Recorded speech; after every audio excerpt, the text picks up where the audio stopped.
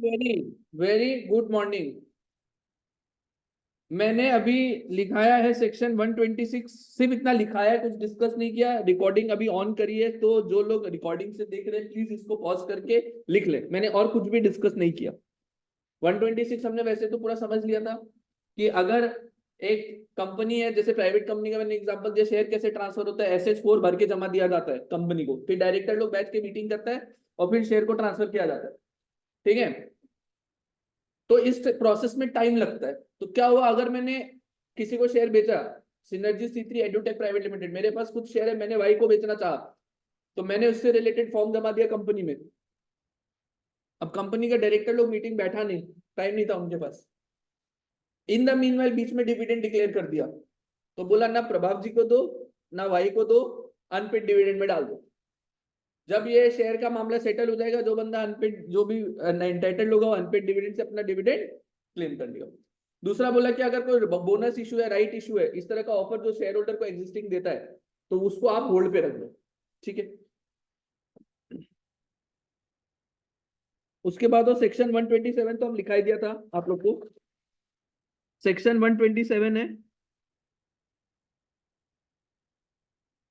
ये बेसिकली था कि डिविडेंड डिक्लेयर्ड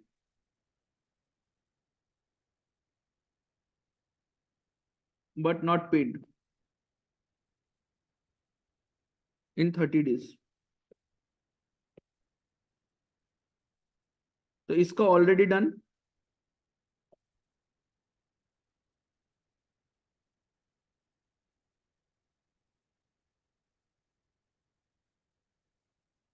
ऊपर लिखित टाइम चार्ट में हमने कर लिया, मैं आपको दिखा दूं एक बार टाइम चार्ट।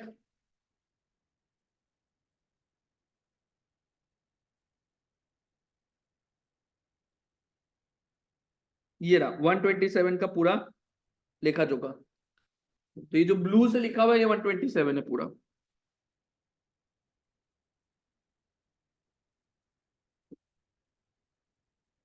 इसके बाद इससे रिलेटेड जो क्वेश्चन आता है वो इसमें आता है, जो अभी मैं लिखाऊंगा और मैं समझाऊंगा भी इसको।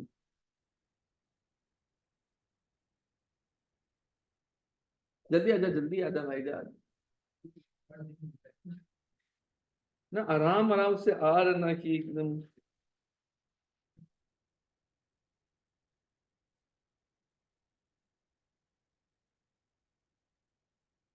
Already return in time chart अब ये लिख लिया। उसके बाद no offence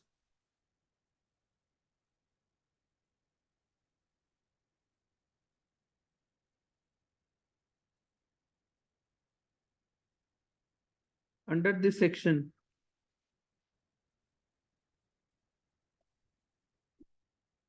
shall be deemed to be committed if number A, dividend could not be paid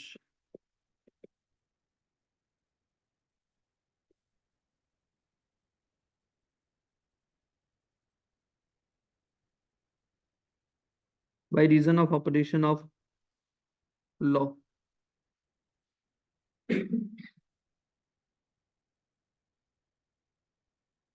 where shareholder has given direction to company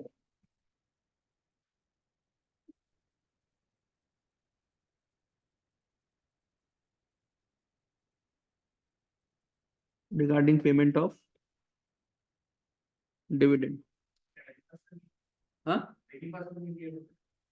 हो गया ना, कल तो दे दिया था ना, please save this for all future meeting. अब हो गया, बार बार थोड़ी देते रहेंगे। अब ये ही सेम है आईडी पासवर्ड, 8223602366, इसको स्टार कर लो।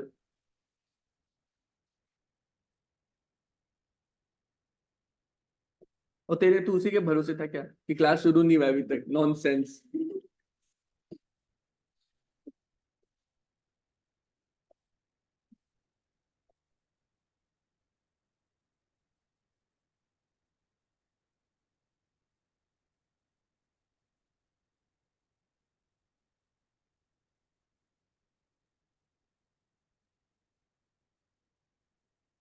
ये बहुत इंपॉर्टेंट है, इस पे सवाल आता है। हाँ, and same is communicated to him. अगर कम्युनिकेट ही नहीं किया गया तो क्या पेनल्टी से बचेगा? नहीं, तब तो चिपकेगा।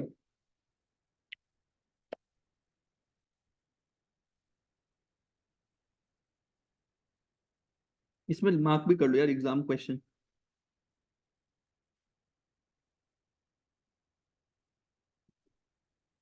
Where there is dispute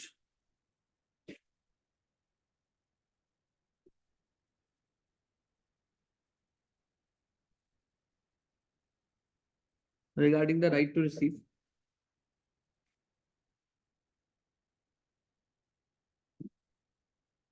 dividend.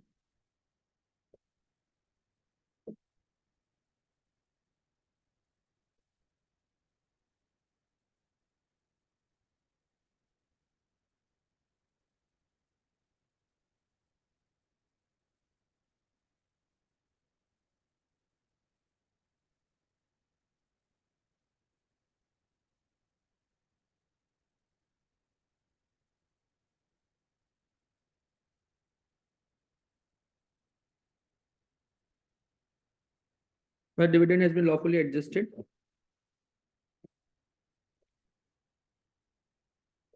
by company.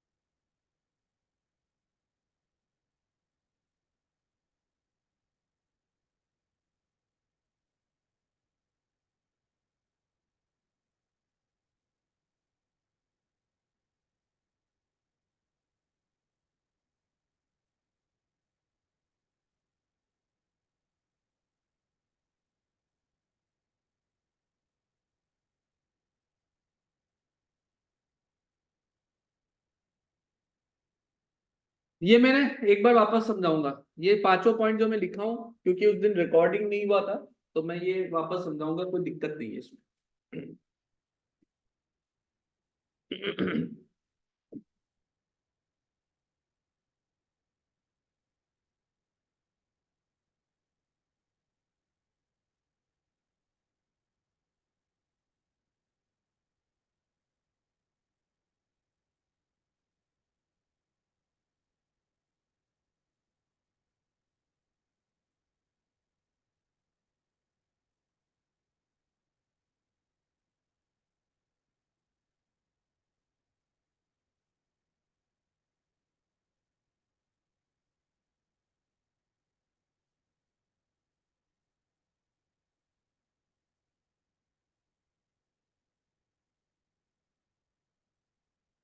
हो गया पक्का? चलो आओ एक बार पहले फटाफट 127 का रिकैप करते हैं। आज ये चैप्टर खत्म हो जाएगा बिना हड़बड़ी किए, बिना हड़बड़ी किए, बहुत आराम से निष्ठापूर्ण ये चैप्टर खत्म हो जाएगा। मैं आपको बता रहा था कि 127 कब लगता है, जब 30 दिन के अंदर। मैंने बताया ना ये कॉन्सेप्ट क्यों आया था, क्योंकि कंपनियां क्या करता था, डिले करता था डिविडेंड पेमेंट करने में। आज डिक्लेयर किया, ब्याज बचाता था उस पर, तो लॉ मेकर क्या बोला, साला तुमको ब्याज बचाने नहीं देगा। ब्याज इतना हाई रख दिया कि तुम कितना बचा लो, 18% रख दिया। अगर 30 दिन के बाद, तुम 30 दिन के अंदर डिक्लेयर करने के अंदर पेमेंट नहीं किया, तो ब्याज कितना रख दिया, 18% पर एनम। बचाने कितना बचा लेगा। उसके अलावा बोला कि फाइन लगेगा डायरेक्टर को। ये मैंने यहां लिखा है, फिर से एक बार दिखा देता हूं। ये जो 124 का टाइम चार्ट है, इसमें ये ब्लू वाला पोर्शन है, 18% ब्याज लगेगा, फाइन लगेगा मिनिमम 1000 रुपीज पर डे, जो भी ऑफिसर इन डिफॉल्ट है, और साथ ही साथ उसको जेल भी होगा अप टू 2 इयर्स, इतना लंबा पेनल्टी दिया इसमें, तो कोई सोचेगा क्या ब्याज बचाने का भी? तो ये 127 में लिखा हुआ है। अब बोला कि 127 में लिखा हुआ ये पनिशमेंट, ऑफिसर इन डिफॉल्ट को 1,000 रुपया फाइन और 2 साल तक का जेल और कंपनी को 18% पर एनम का ब्याज, ये नहीं लगेगा। किन किन केसेस के अंदर? shall be deemed to be committed, no offense will be deemed to be committed, यानी कि जो ऊपर लिखा हुआ पेनल्टी है, जो फाइन है, वो नहीं लगेगा। कब कब? ये 5 केसेस के अंदर आपको फाइन, कोई फाइन पेनल्टी नहीं लगेगा। पहला, dividend could not be paid by operation of any law. इसका एग्जांपल होता है डिविडेंड बैलेंसिंग। मैं आपको एक चैप्टर आपके सिलेबस में अभी नया इंक्लूड किया गया न्यू कोर्स के अंदर, चैप्टर का नाम है फॉरेन एक्सचेंज मैनेजमेंट एक्ट। ये चैप्टर जो है, ये चैप्टर के अंदर बहुत सारा रूल्स रेगुलेशन सरकार बना के रखा है, लॉ भी बहुत सारा है। बेसिक पर्पस क्या है, सरकार को क्या चाहिए? डॉलर। आपको पता है ना, दुनिया का इकोनॉमी सब डॉलर के पीछे भागते। न्यूज सुनता होगा, पाकिस्तान के पास $4 बिलियन का ही रिजर्व बचा हुआ है, इंडिया के पास बहुत ज्यादा। सुन के शर्म आ जाते वो लोग। तो $4 बिलियन तो हम लोग ऐसे छोटा मोटा लोन में दे दिया, ऐसा होता है। तो सबको डॉलर चाहिए, क्योंकि डॉलर पूरा वर्ल्ड में पेमेंट के लिए एक्सेप्ट किया जाता है। हर कंट्री डॉलर में पेमेंट एक्सेप्ट करता है, इसलिए सब कंट्री को अपने पास क्या चाहिए? डॉलर में रिजर्व। क्योंकि आपको अगर कुछ भी खरीदना है तो सामने वाला पार्टी को आप डॉलर दे करके उससे सामान खरीद सकते हैं, इसलिए सरकार डॉलर अपने पास बचा के रखना चाहता है। अब सुनो, आम नागरिक लोग कैसे जेब में डॉलर लेके घूम सकते हैं? कैसे नहीं लेके घूम सकते, अलाउड नहीं है।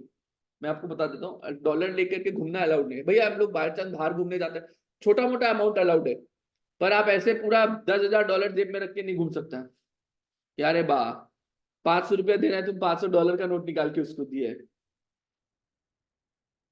तो मैं ये बोल रहा था कि डिविडेंड बैलेंसिंग सरकार कॉन्सेप्ट लाया फेमा के अंदर। क्यों लाया? बाहर से जो कंपनी आता है, मान लो सैमसंग आईएनसी, कहां का कंपनी है? साउथ कोरिया का कंपनी है। अब वो इंडिया में आया और Samsung India private limited company खोला, ठीक है। अब दिक्कत है कि बाहर से कोरियन लोग आया होगा, साउथ कोरिया का लोग आया होगा, वो लोग डॉलर लेकर के आया होगा, क्योंकि कोरियन करेंसी नहीं था, डॉलर ही लेके आता है सब। अब सरकार को डॉलर लगाया होगा यहाँ पे पैसा, और यहां से कुछ प्रॉफिट कमाएगा। सरकार का नियम बोलता है डिविडेंड बैलेंसिंग का, जितना डॉलर लाया उतना ही डॉलर बाहर डिविडेंड के फॉर्म में भेज सकता है, इससे ज्यादा डॉलर नहीं भेज सकता। This is called dividend balancing. कि बाहर का कोई कंपनी अगर आया, आपको डिविडेंड बैलेंसिंग अगर एप्लीकेबल है, आप बाहर से आया है, तो जितना आप डॉलर लाया है उतना ही डॉलर आप बाहर भेज सकते हैं, उससे ज्यादा नहीं भेज सकता। लॉजिकल भी है, अपना देश को डॉलर चाहिए। विदेशी कंपनी आया, $100 लेके आया, $200 लेके जा रहा है, तो इंडिया का नुकसान करके जा रहा है ना। इसलिए बोला कि आप देश में इन्वेस्ट करो, कोई दिक्कत नहीं है। $100 लाया तो बाहर $100 ही ले जाने देगा, क्योंकि हम लोग को फॉरेन करेंसी अपना मेंटेन करना है। तो मेरी कंपनी, मान लो सैमसंग इंडिया प्राइवेट लिमिटेड ने लंबा लंबा डिविडेंड डिक्लेयर कर दिया, बाद में पता चला कि डिविडेंड बैलेंसिंग की एप्लीकेबिलिटी के कारण इतना डिविडेंड तो दे नहीं सकते, क्योंकि इतना डॉलर है नहीं देने के लिए। सरकार हम लोग को इतना डॉलर देगा नहीं, क्योंकि सरकार एटमेक्स कितना डॉलर देगा? जितना लेके आया था। इसके कारण हम डिविडेंड नहीं दे पा रहे। अगर इसके कारण, क्योंकि लॉ के लगने के कारण, ये फेमा का लॉ लगा ना, ये डिविडेंड लगने के कारण आप डिविडेंड बाहर नहीं भेज पा रहे ना, तो 127 का पेनल्टी आपको नहीं लगेगी। ऑब्वियस बात, आप ब्याज थोड़ी बचा रहे इसमें, तो जेन्युइन कोई कारण की वजह से, लॉ का लगने के कारण आप क्या है, डिविडेंड नहीं दे पा रहे, ठीक है, कोई बात नहीं, आपको 127 का पेनल्टी नहीं लगेगा। उसके बाद नेक्स्ट लिखा कि मैंने एज अ शेयर होल्डर को डायरेक्शन दिया। मैंने आपको बोला था कि मैं बोल सकता हूँ कि डिविडेंड मेरे को नहीं, मेरे पिताजी को ट्रांसफर करो, बोला था ना, रजिस्टर्ड शेयर होल्डर और हिज ऑर्डर और हिज बैंकर, याद आ रहा है? तो मैंने बोला मेरे पिताजी को डिविडेंड दे देना, और मैंने पिताजी का डिटेल लिख करके दिया, पिताजी का डिटेल लिख करके दिया, ठीक है। मुंह धो क्या, बेटा नींद आ रहा है, मुंह धो क्या। ओके, तो मैंने कहा पिताजी का अकाउंट डिटेल दिया, और मैंने कहा पिताजी को डिविडेंड ट्रांसफर कर देना। अब पिताजी का डिविडेंड का अकाउंट का गलती, मैंने नंबर गलत दे दिया, उसकी वजह से क्या होगा, अकाउंट में पैसा ट्रांसफर नहीं होगा। पर याद रखना, क्वेश्चन आता है एग्जाम में, क्वेश्चन आता है, बोलते कि कंपनी ने सिर्फ इतना ही किया, शेयर होल्डर ने डायरेक्शन दिया, बैंक अकाउंट का डिटेल गलत दे दिया, उसके वजह से कंपनी उसको डिविडेंड नहीं दे पा रही। बताओ 127 का पेनल्टी लगेगा कि नहीं लगेगा? हाँ, क्योंकि उसको कम्युनिकेट करना जरूरी है कि भाई साहब तुम्हारा बैंक अकाउंट गलत है जो तुमने दिया है और तुम अभी इसको सही करो। ये कम्युनिकेशन देना जरूरी है। अगर तुमने कम्युनिकेट किया है तो 127 का पेनल्टी नहीं लगेगा, कम्युनिकेट नहीं किया तो पेनल्टी लगेगा। यही क्वेश्चन पूछता है और यहीं पे लाके छोड़ देता है। बच्चा लोग पहला वाला ब्लैक वाला लाइन में देख के बीत जाता है कि शेयर होल्डर को डायरेक्शन दिया था इस अकाउंट में ट्रांसफर करना, वो अकाउंट में ट्रांसफर नहीं किया, पेनल्टी लगेगा। हाँ लगेगा, क्योंकि उसको कम्युनिकेट नहीं किया गया। या आप अगर डिप्लोमेटिक आंसर दो तो सिंपल लिखना, अगर कम्युनिकेट नहीं किया तो लगेगा और कम्युनिकेट कर दिया तो नहीं लगेगा। हालांकि क्वेश्चन में लिख देते हैं कम्युनिकेट नहीं किया, कम्युनिकेट करना मिस हो गया कंपनी से, तो क्या पेनल्टी लगेगा? हाँ, शेयर होल्डर को बताना जरूरी है। इसके बाद लिखा dispute relating to right to receive the dividend. इसके ऊपर भी स्टडी मटेरियल में क्वेश्चन है, क्या बोलते हैं सुनो। दो लोग का झगड़ा चल रहा है, भाई भाई का होता है ना, पिताजी का डेथ हो गया, अब दो भाई प्रॉपर्टी को लेके डिस्प्यूट कर रहे हैं। समझ लो पिताजी के पास शेयर्स था, कुछ कुछ जमीन था, जायदाद था, अब उसमें डिस्प्यूट है। एक बच्चा बोल रहा है कि हमको ये वाला जमीन चाहिए और ये शेयर चाहिए, दूसरा वाला बोल रहा है हमको भी वही जमीन और यही शेयर चाहिए। तो बंटवारा कैसे होगा? तो कोर्ट पे जाता है। तो कोर्ट बोला रुको अभी तुम लोग का सेटलमेंट करेगा, लेकिन अभी ना शेयर किसका, पिताजी का तो था ही, लेकिन पिताजी तो मर गया, तो ना अभी उस भाई का ना इस भाई का। There is a dispute relating to right regarding the right to receive the dividend because shares का ही ओनरशिप डिस्प्यूटेड है, कोर्ट में मामला चल रहा है। ठीक है, तो उसके कारण कंपनी ने ना इसको दिया ना डिविडेंड उसको दिया, किसी को नहीं दिया, चलेगा, पेनल्टी 127 का नहीं लगेगा। Where dividend has been lawfully adjusted, इस पे एग्जाम में एक सवाल आया था, by company against any sum due from it from the shareholder. Exam में क्या सवाल आया था? एग्जाम में ऐसे ही सवाल बना के दिया था, मैं जो आपको एग्जांपल दिया सेम। नॉमिनल वैल्यू 10 रुपया मेरे शेयर का, पेड अप वैल्यू 6 रुपया मेरे शेयर का। कितना? नॉमिनल वैल्यू 10 रुपया था, पेड अप वैल्यू मेरा कितना है शेयर का, यानी कि 4 रुपया मेरे को और कंपनी को देना है। अब कंपनी को मैं दे नहीं रहा हूं 4 रुपया। इन द मीनवाइल कंपनी ने क्या किया, 3 रुपया का डिविडेंड डिक्लेयर किया पर शेयर। क्या वो 3 रुपया मेरे इससे सेट ऑफ कर सकता है क्या? हाँ कर सकता है, उसमें डिविडेंड का पेनल्टी अट्रैक्ट नहीं होगा। क्लियर हो गया? पेमेंट तो कर ही दिया ना मैंने, 4 रुपए का कहाँ पेमेंट किया? मैंने नहीं किया। मैं तो वही बोला ना, 4 रुपए का पेमेंट मैंने नहीं किया और उसके बाद कंपनी ने क्या किया, 3 रुपया मेरे से एडजस्ट कर दिया, तो ये कोई पेनल्टी नहीं माना जाएगा, कोई पेनल्टी नहीं लगेगा, ऑफेंस नहीं माना जाएगा अंडर 127। और लास्ट में लिखा कि कोई गलती कंपनी के कारण नहीं थी, लॉकडाउन लग गया, डिविडेंड आज डिक्लेयर किया, 2 दिन के बाद लॉकडाउन लग गया, बोला ऑफिस में नहीं जाना, तो कंपनी का क्या गलती भैया? ऑफिस से प्रीमाइस सील कर दिया, सरकार उसको क्वारंटाइन जोन डिक्लेयर कर दिया, पूरा सील कर दिया दफ्तर को बाहर से, बोला कोई ना अंदर जाएगा और अंदर जो है वो फटाक से एक बार बाहर आएगा। तो अब मेरा क्या गलती है? उसको 3 हफ्ता के लिए क्वारंटाइन जोन बना दिया, मेरा तो कोई गलती नहीं है उसमें। समझ आ? या मैंने डिविडेंड का चेक लगाया, पोस्ट ऑफिस वालों ने घुमा दिया, मेरा तो कोई गलती नहीं है इसमें, तो मेरा कंपनी को और डायरेक्टर लोग को इसमें कोई पनिशमेंट नहीं मिलेगा। यहां तक बताओ A B C D E सब लोग बताओ समझ में आया क्या? थम्स अप कर दो ऑनलाइन में जो है और यहाँ पर भी बता दो, ऐसे थम्स अप कर दो, वेरी गुड गुड। तू सेठ आदमी है, नालायक। क्लास से निकाल दो, ठीक है। चलो बाकी भी बता दे एक बार।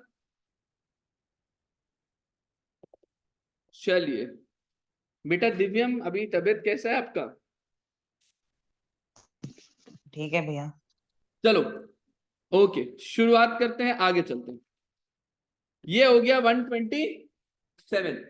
अब एक एग्जाम्पल कराऊंगा जिसके ऊपर मैं बता रहा हूं, मैं बहुत पहले से ये एग्जाम्पल कराता था, बैलेंस शीट का क्वेश्चन आने लग गया आजकल और ये पूछ लिया गया एक पेपर में, इसीलिए मैं बोल रहा हूँ जो मैं कराऊंगा सब इंपॉर्टेंट ही कराऊंगा, हमको कोई मजा नहीं आता तुम्हारे साथ जिंदगी में टाइम पास करके, समझा ना?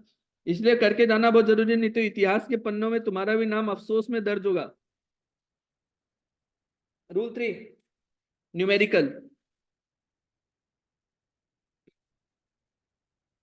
पहले मैं क्वेश्चन लिखूंगा उसके बाद रूल डिस्कस करेंगे, साथ साथ में न्यूमेरिकल सॉल्यूशन भी डिस्कस करेंगे, फिर आपको एग्जाम का क्वेश्चन दूंगा, ठीक है।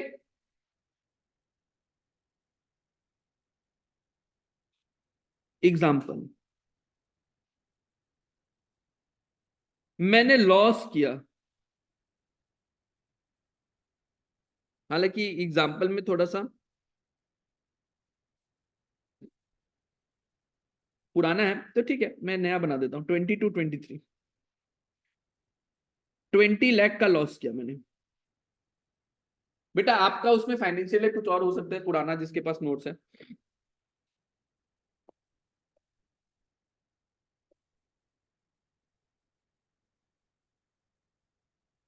एवरेज रेट ऑफ डिविडेंड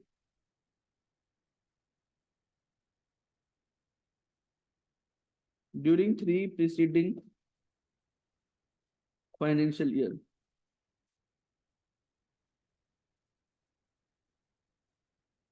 ये है 25%। मतलब कंपनी पिछले 3 फाइनेंशियल ईयर से एवरेज रेट बता दिया मैंने, 25% एवरेज के रेट से डिविडेंड दे रही है। कोई दिक्कत है क्या?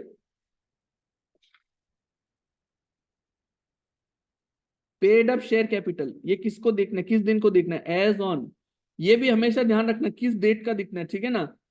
31/3/2023। Audited balance sheet, audited balance sheet के हिसाब से ये फिगर आना चाहिए। कितना आया? 2 करोड़। फ्री रिजर्व, ये भी कब का देख रहा हूं?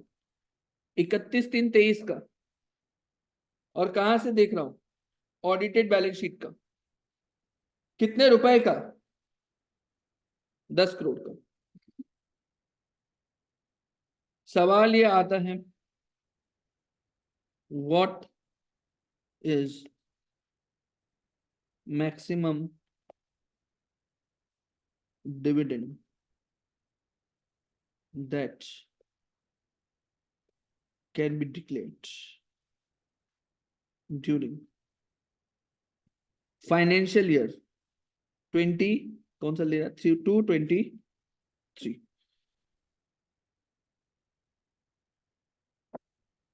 Out of reserves.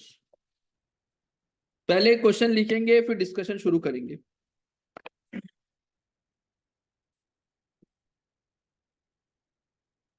ठीक है, सबने क्वेश्चन लिख लिया है? क्वेश्चन लिख लिया है तो सब पेन अभी नीचे रखेगा, शांति से सुनेगा, जब बोलेगा तब लिखेगा।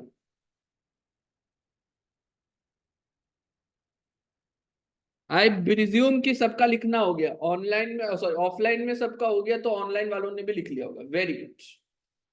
किसी का रह तो नहीं गया ऑनलाइन पे भी? हम शुरू करें बच्चों।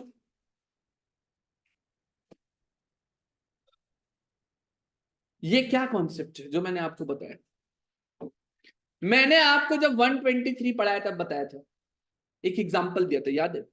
घर वाले आपको कितना, 2,000 रुपए पॉकेट मनी देते हैं, ऐसे ही कुछ एग्जाम्पल दिया। 2,000 रुपए घर वालों ने आपको हर महीना पॉकेट मनी सिस्टम रखा, और बोला कि साहब उसमें से 500 रुपया आपको हर मिनिमम एक गुल्लक में जमा कराना पड़ेगा अलग से।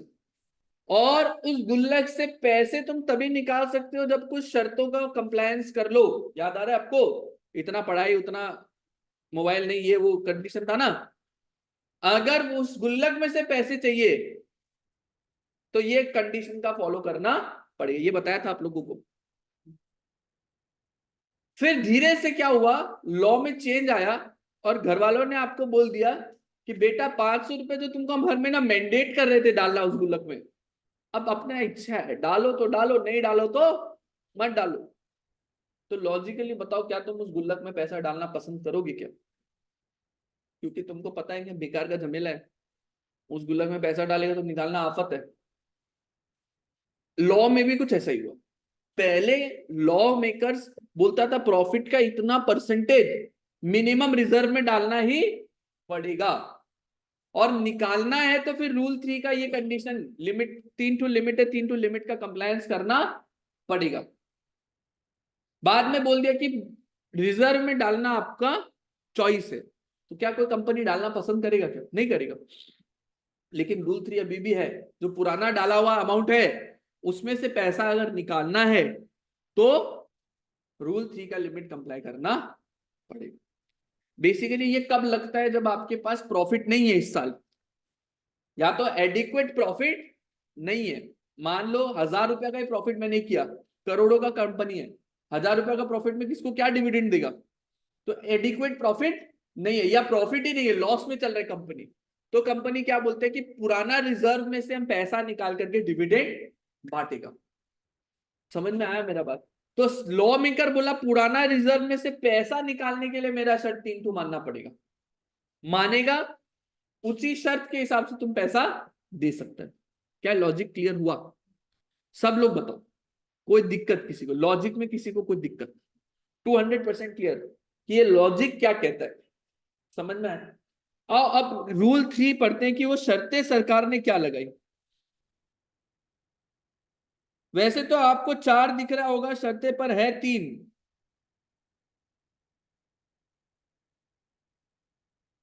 ये है बच्चों लिमिट नंबर 1,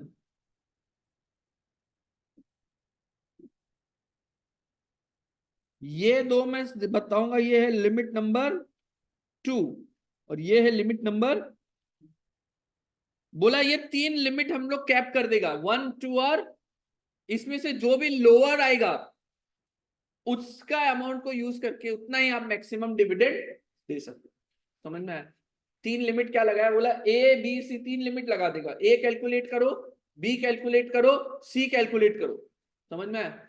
तीनों में से जो सबसे कम आएगा उतना का डिविडेंड दे सकता है। कहां से? वो रिजर्व में से, यानी इस साल आपका लॉस है तो आप उस रिजर्व में से उतना डिविडेंड दे सकता है। क्लियर हो गया कंसेप्ट? लिमिट नंबर 1 क्या बोला कि जो भी रेट आप दे रहे डिविडेंड का वो एक्सीड नहीं करेगा average rate at which dividend was declared by it in 3 years immediately preceding that year. अगर मैं फाइनेंशियल ईयर 22-23 का देख रहा हूं तो मुझे कब कब का एवरेज करना होगा? 21-22, 20-21 और 19-20, तीनों साल का मैं सिंपल एवरेज कर दूंगा। एवरेज करना तो आता नहीं, कोई ऐसा है एवरेज में गोल है किसी का? अरे कोई नहीं है ना पक्का, इसलिए मैं एवरेज का क्वेश्चन नहीं करा है। भगवान का वास्ता है, एवरेज करना है तो कर देगा ना। एवरेज सिंपल एवरेज करना है, ठीक है, ज्यादा दिमाग नहीं लगा। तो मैंने क्या किया, एवरेज रेट ही दे दिया आपको डायरेक्ट 25%। मैंने क्या किया बच्चों, आपको एवरेज रेट ही दे दिया। इसका बड़ा मुश्किल है ये, जस्ट ए सेकेंड।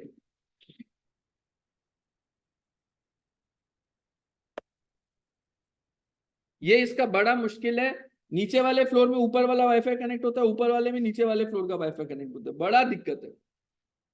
अच्छा एक बार बता दो, ऑनलाइन पे मैंने क्योंकि वाईफाई चेंज किया है, आप लोग को अभी ऑडियो वीडियो आ रहा है प्रॉपर्ली, स्क्रीन भी देखो तो मैं मूव कर रहे क्या प्रॉपरली? चलो हाँ ठीक है, ठीक है, ओके। चलो सुनिए बरखुद्दार, मैंने पहला लिमिट क्या बताया? पिछले 3 साल का एवरेज करना है आपने। एवरेज तो कर लेगा जिंदगी में, सिंपल एवरेज करना होता है। मैंने 25% दे दिया। अब सवाल आता है 25% किसका लेते हैं? कभी भी आप कॉर्पोरेट कॉर्पोरेट का देखिएगा ना, डिविडेंड हमेशा वो लोग कैसे डिक्लेयर करता है? पेड अप कैपिटल का उसमें, उस प्रपोर्शन में डिक्लेयर करता है। मतलब रिलायंस है, मान लो 3,000 रुपया शेयर का पहुंच गया, 10 रुपया डिविडेंड दिया, तो 3,000 का शेयर आप खरीदे, 10 रुपया के हिसाब से रिटर्न कितना हुआ आपका? 1/300 परसेंटेज निकालेगा तो 3% कुछ आएगा शायद, 3 पॉइंट समथिंग परसेंट। पर वो लोग लिखने में क्या लिखता है मालूम है? 100% का डिविडेंड डिक्लेयर किया। पेड अप देख लेता है। अरे समझ, 10 रुपए का शेयर में 10 रुपए पेड अप और 10 रुपए डिविडेंड दिया। समझ में आया मेरा बात क्या हो रहा है? अरे बात समझ में आया? तो कंपनी लिखते वक्त हमेशा क्या करता है, डिविडेंड को पेड अप में रिप्रेजेंट करता है। कोई दिक्कत है क्या इसमें? तो 25% क्या होगा? 3 साल का पिछला एवरेज डिविडेंड 25% किसका लिया जाएगा? पेड अप कैपिटल का प्रोपोर्शन में लिया जाएगा। तो अब एक बात बताओ, पेड अप कैपिटल मेरा कितना है? तो लिमिट नंबर 1 मेरा क्या बनेगा? लिमिट नंबर 1 क्या बोलता है? लिमिट नंबर 1 आंसर लिखना है साथ साथ में, आंसर लिमिट नंबर 1 क्या होगा? Average rate. कौन है ये कैलकुलेटर मार रहा है बेशरम? 2 करोड़ का 25% में कैलकुलेटर मार रहे। कोई बात नहीं बेटा, कोई बात नहीं, मार लेना ही ठीक है, एग्जाम में तो मारना ही ठीक है, ज्यादा होशियारी नहीं लगाया हुआ, ठीक है। एवरेज रेट ऑफ डिविडेंड क्या है? मेरा पहला बात ध्यान रखना बेटा, कूल बनने का चक्कर में लॉ का एग्जाम में ऐसा मत करना कैलकुलेटर लेके नहीं गया। कई लोग होता है कूल बनने का चक्कर में लेके नहीं जाता, बैलेंस शीट आने लग गया आजकल।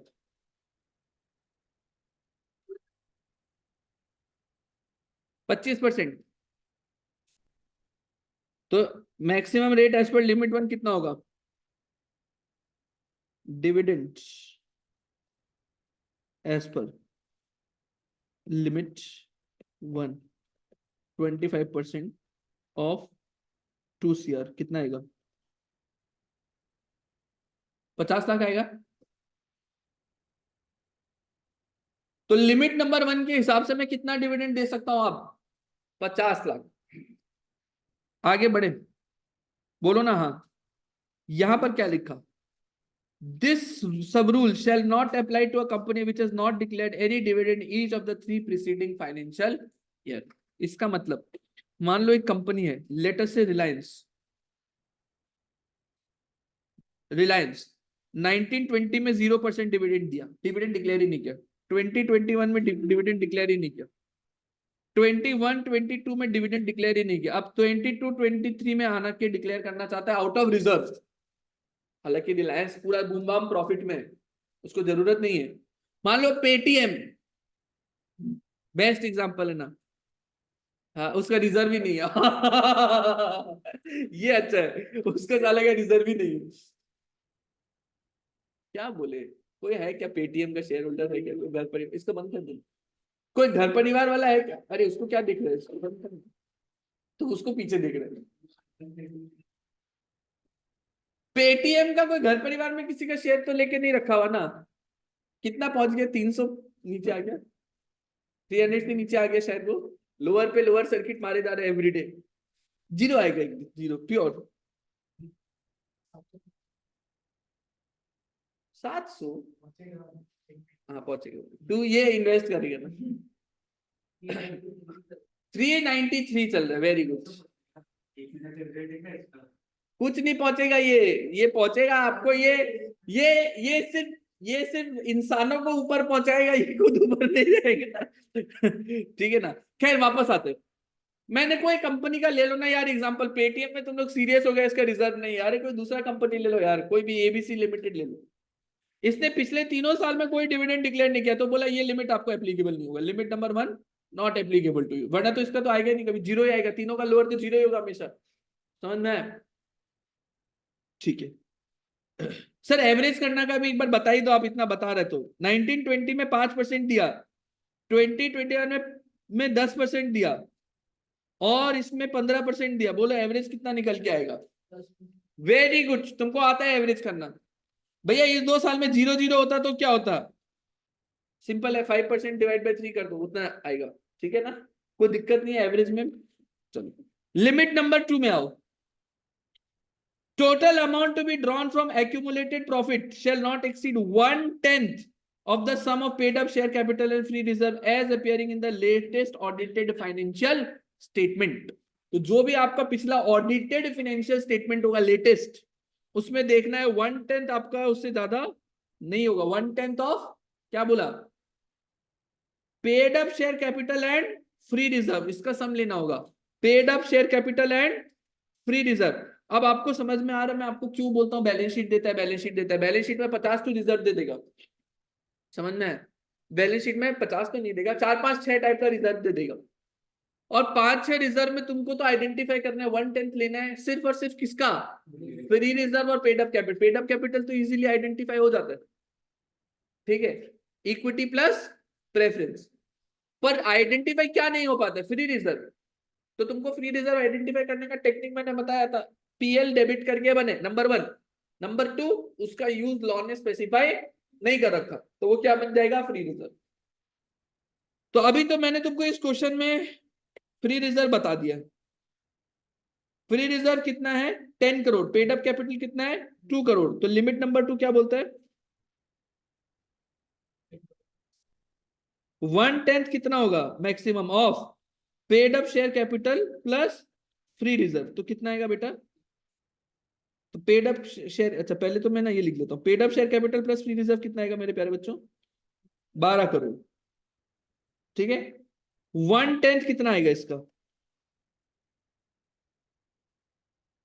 1.2 CR, इसमें तो कोई किसी को दिक्कत नहीं है पक्का, इसमें कोई दिक्कत नहीं है, लिमिट नंबर 2 में 1.2 CR, कोई दिक्कत है क्या इसमें।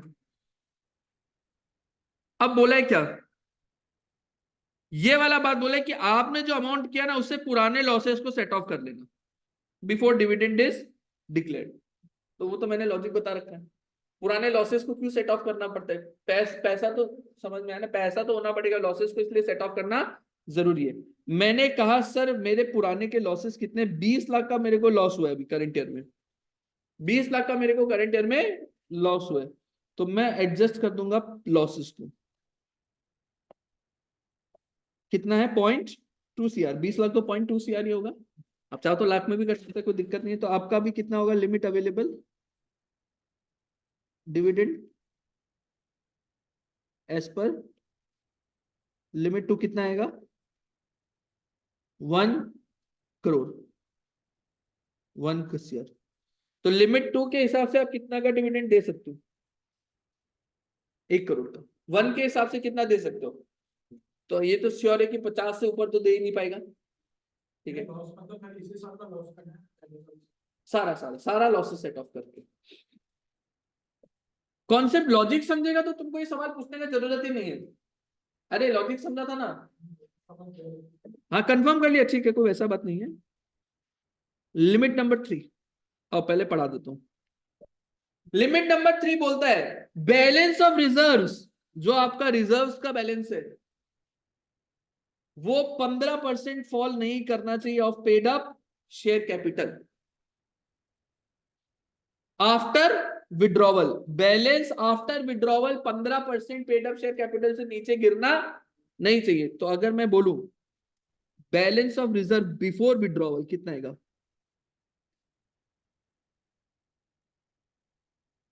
अब बताओ एग्जाम में ये सवाल आएगा तो कर पाता क्या, बिना किया हुआ होता तो, बिफोर विड्रॉवल कितना है बेटा 10 करोड़ था ना 10 CR, ठीक है। Minimum balance required after withdrawal कितने है,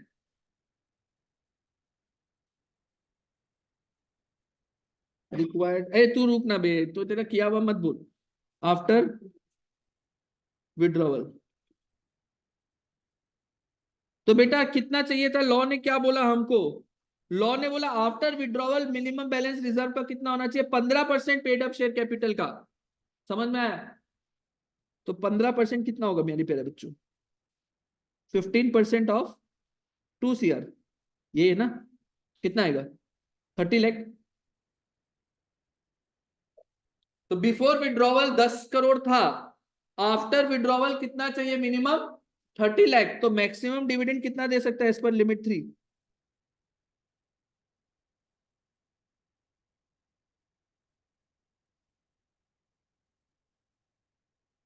9 करोड़ 70 लाख, ओ गॉड। अब मेरे को कंपेयर करना है, लिमिट नंबर 1 में कितना बोला मैंने 50 लाख, लिमिट नंबर 2 में कितना बोला मैंने 1 करोड़, और लिमिट नंबर 3 में कितना बोला मैंने 9 करोड़ 70 लाख, तो मैक्सिमम डिविडेंड में कितना दे सकता हूं, मैक्सिमम डिविडेंड कितना दे सकता हूं, देयरफॉर मैक्सिमम डिविडेंड में कितना दे सकता हूं 50 लाख, तीनों में से लोअर लेना होगा, एक बार 2 मिनट लगा के न्यूमेरिकल को देखो, फिर मैं आपको एग्जाम का क्वेश्चन दूंगा जो एग्जाम में आया था, 2 मिनट लगा के न्यूमेरिकल को देखो, मैं एक बार स्क्रीन शेयर स्टॉप कर देता हूं, मैं आपको फिर न्यूमेरिकल करने दूंगा, 2 मिनट आप टाइम लगा करके देखो। इन द मीनवाइल मैं आपके लिए वो न्यूमेरिकल निकाल के रखता हूँ जो एग्जाम में आया था। एक बार बुक्स, अच्छा जिनके पास किताबें हैं वो एक बार किताब से भी पढ़ के देख ले, आपको क्लियर हो जाएगा। जिनके पास नहीं है वो तो नोट से पढ़ के देख लो, मतलब वो अभी जो किया उससे पढ़ के देख लो। अभी जो नोट्स लिखा है उससे पढ़ के देख लो, कोई दिक्कत नहीं। अरे मैं कहाँ आ गया, इंस्टीट्यूट की वेबसाइट में आना था।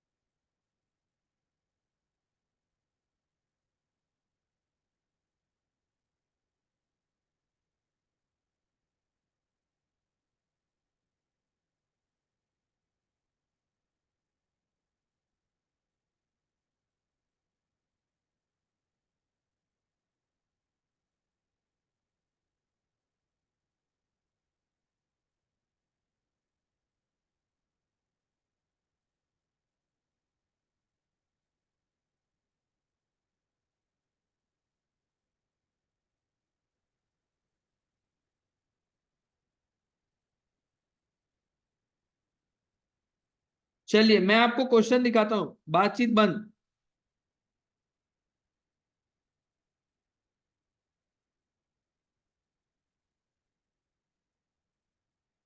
पढ़ना हो गया क्या?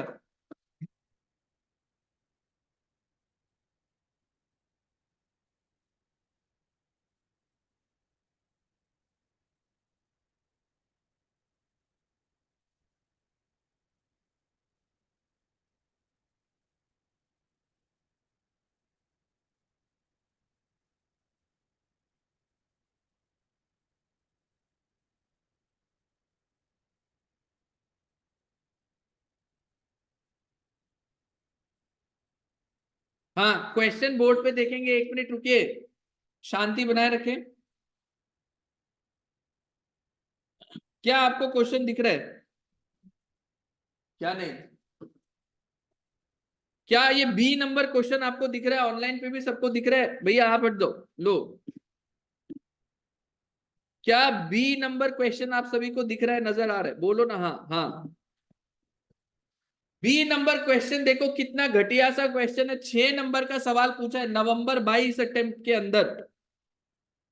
मैं जब बताया था मेरे सारे बच्चे लोग इसमें पूरा फुल मार्क्स लेकर, क्योंकि ये न्यूमेरिकल में पहले से कराता था। अरे तुम लोग क्या इधर देख रहे हो, न्यूमेरिकल पढ़ो, मैं थोड़ी कराऊंगा, तुम लोग को करना है ये। बैठ के मुंह देख रहे मेरा। क्वेश्चन में लिखा है, बताऊं मैं क्या लिखा है? नहीं भैया हम लोग खुद करेगा, ठीक है लोग। ये सवाल है बी।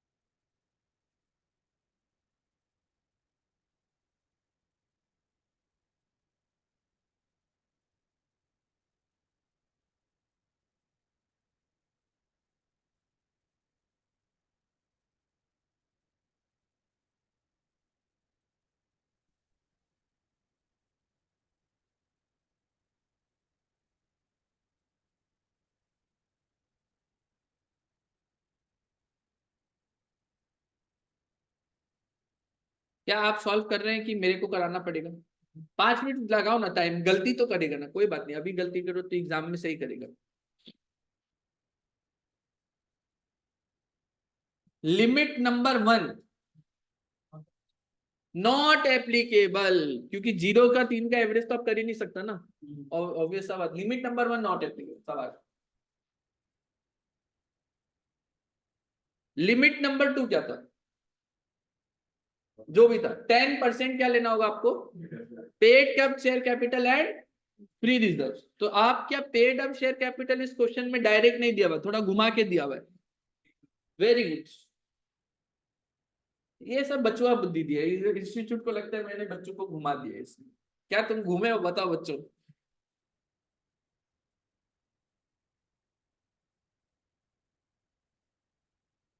सबका पेड अप शेयर कैपिटल निकल गया इस क्वेश्चन में। ऑनलाइन पे भी पेड अप शेयर कैपिटल सबको समझ आ गया कैसे निकालना है। जिसको नहीं आया हूं हाँ मत करना ऐसे ही।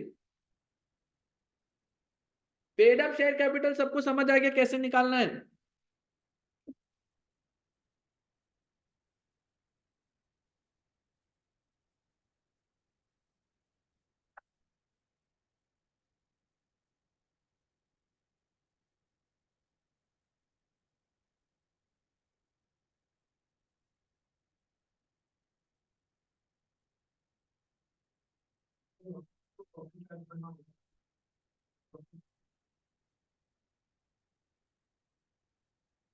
हाँ इसमें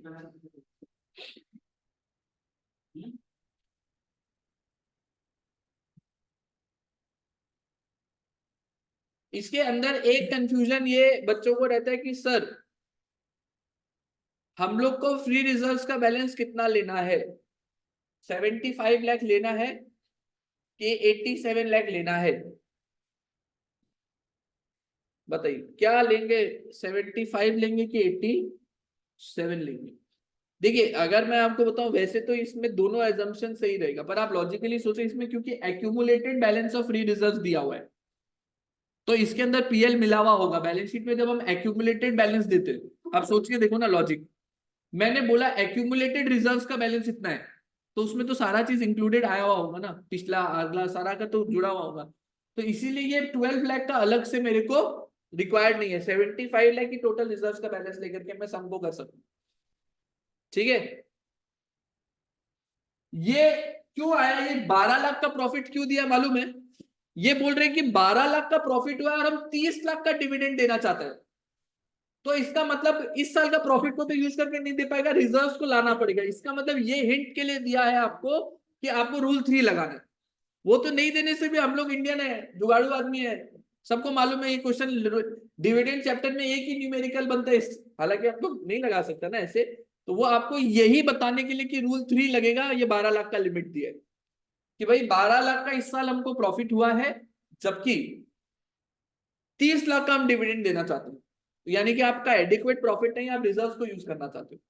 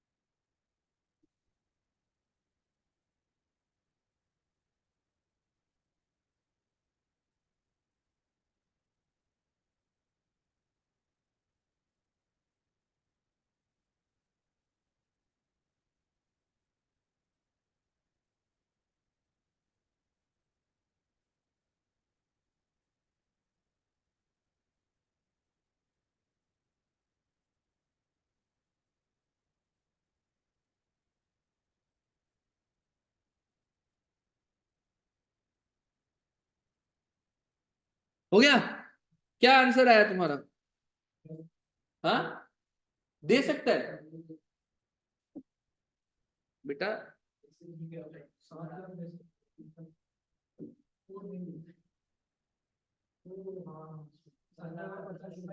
हाँ, 17,50,000 मैक्सिमम डिविडेंड दे सकता है, तो नॉट वैलिड है। बिल्कुल बिल्कुल। बाकी ऑनलाइन पे भी आप लोग बेटा आंसर चैट पे लिखा करो ना, अच्छा लगता है मेरे को, आप लोग रिस्पॉन्स देता है तो। इधर सबने बता दिया, सबका निकल गया ना, 17.5 लाख का मैक्सिमम है डिविडेंड। बात पक्का? ऑनलाइन पे सबका निकल गया 17.5 लाख वाला पॉइंट। मैं फिर भी इसका आंसर बताऊंगा, मैं फिर भी इसका आंसर बताऊंगा बच्चों।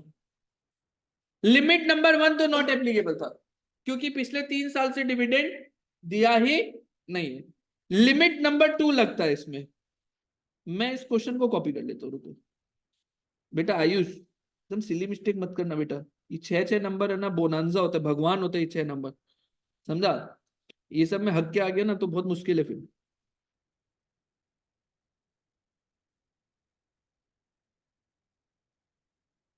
75 लाख का टोटल क्या है? Free reserves. Accumulated free reserves का बैलेंस कितना दिया हुआ है? 75 लाख का। अभी आपको कहना है कि हमको 12 लाख के प्रॉफिट में 30 लाख का डिविडेंड डिक्लेयर करना है, यानी कि हम 12 लाख का प्रॉफिट को यूज नहीं करेंगे, हम रिजर्व से प्रॉफिट निकालेंगे। यानी इन्होंने बोल दिया हमको क्या लगना है, रूल 3 लगना है। और इन्होंने बोला 30 लाख का डिविडेंड है, 30% पेड अप कैपिटल का। 30% हम बोला ना, डिविडेंड को हमेशा percentage of paid up capital declare किया जाता है। तो बोला 30% ऑफ पेड अप कैपिटल, यानी 30 लाख का डिविडेंड डिक्लेयर कर रहे हैं। यानी मेरा एक्चुअल पेड अप कैपिटल कितना होगा? 100 लाख। 30% ऑफ 30 लाख का डिवाइडेड बाई 30%। ठीक है। अब मेरे को लिमिट नंबर 1 तो एप्लीकेबल नहीं है, नॉट एप्लीकेबल। लिमिट नंबर 2 क्या होता है बच्चों? 1/10 of paid up share capital plus free reserve. तो paid up share capital, free reserve तो 75 लाख है, पेड अप शेयर कैपिटल कितना है? 100 लाख। तो 175 लाख का 1/10 कितना आएगा? 175 लाख कितना आएगा? 17.5 लाख आएगा। कोई दिक्कत है क्या इसमें? पक्का? उसके बाद लिमिट नंबर 3 क्या था? कोई लॉसेस तो है नहीं इसमें, तो लॉसेस सेट ऑफ करना नहीं है। लिमिट नंबर 3 क्या था? बैलेंस बिफोर विड्रॉवल कितना है? कितना है? 75 लाख। मुझे चाहिए मिनिमम बैलेंस आफ्टर विड्रॉवल कितना? 15% किसका देखते हैं? पेड अप शेयर कैपिटल का।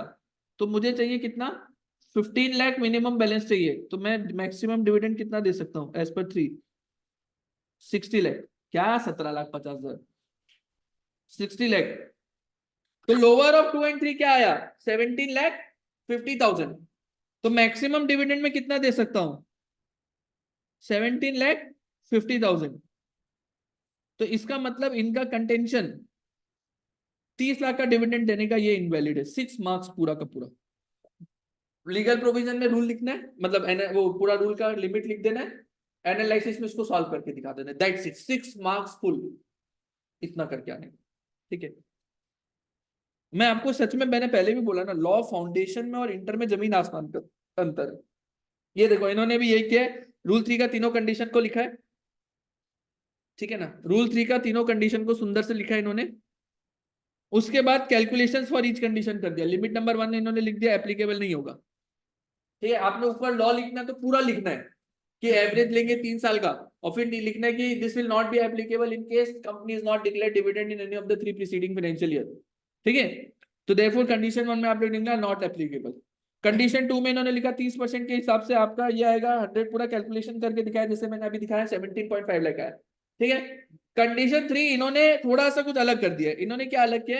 इन्होंने कहा है कि मेरा 75 लाख है, अगर मैं 17.5 लाख का डिविडेंड देता हूं तो मेरा आफ्टर बैलेंस ऑफ रिजर्व कितना होगा? 7.5 lakh, which is more than 15% of the paid up capital. अरे मतलब समझा ना, हमने बोला मैक्सिमम कितना डिविडेंड दे सकते हैं, लिमिट 3। इन्होंने बोला अगर हम 17.5 लाख पूरा पूरा देंगे तो क्या 15% का लिमिट सेट होगा? ये तरीका मेरे हिसाब से तो सही नहीं है। क्यों मालूम है? क्योंकि मान लो अगर लिमिट 3 के हिसाब से नहीं आता तो फिर से कैलकुलेट करना पड़ता है, डबल डबल टाइम वेस्ट होता है एग्जाम में।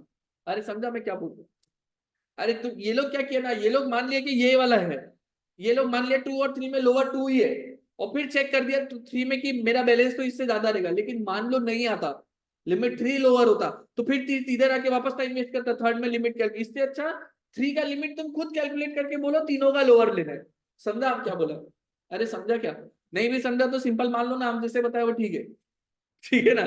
क्योंकि अगर तुमको इंस्टीट्यूट का अप्रोच मैंने बताया कि क्यों गलत है, मैं क्यों ये अप्रोच फॉलो नहीं करता, क्योंकि अगर यहाँ पर पता चला तुमको कि कंडीशन 3 में वो लोअर वाला आएगा, तो तुम एक बार टाइम वेस्ट करेगा इसको चेक करने में, दूसरा बार टाइम वेस्ट करेगा वो नया लिमिट निकालने में, तो दो दो बार मेहनत नहीं करने से अच्छा है हम लोग वो वाला सिस्टम में निकाले जो हमने बताया। ठीक है, तो इन्होंने कहा हम 17.5 लाख कर सकते हैं, तो ये कंटेंशन सिर्फ इतना ही सजेस्टेड आंसर में, मैंने जितना बताया आप उतना तो सजेस्टेड में लिख पाएगा ना आंसर में, फुल मार्क्स है इसका 6 मार्क्स। ठीक है, चलो ये मेरा हो गया न्यूमेरिकल, जो मैं न्यूमेरिकल आपको बता रहा था, इसके अंदर एक ही न्यूमेरिकल बनता है, ये आ गया मेरा न्यूमेरिकल। मैंने 2 क्वेश्चन इस न्यूमेरिकल पे करा दिए, इस आपको कॉन्सेप्ट समझना है बस, इसका हो गया।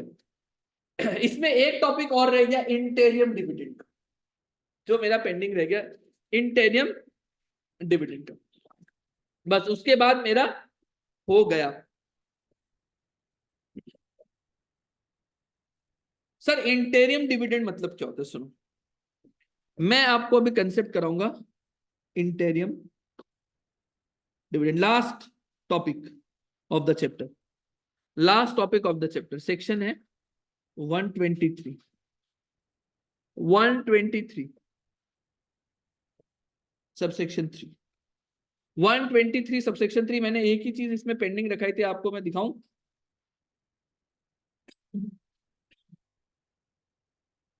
ये वाला, ये मैंने पेंडिंग मार्क किया था इंटेरियम डिविडेंड, याद है? देखो मैंने पेंडिंग में मार्क कर रखा है, ये एक लास्ट टॉपिक बचा जिसके ऊपर अच्छा से डिस्कशन करना है।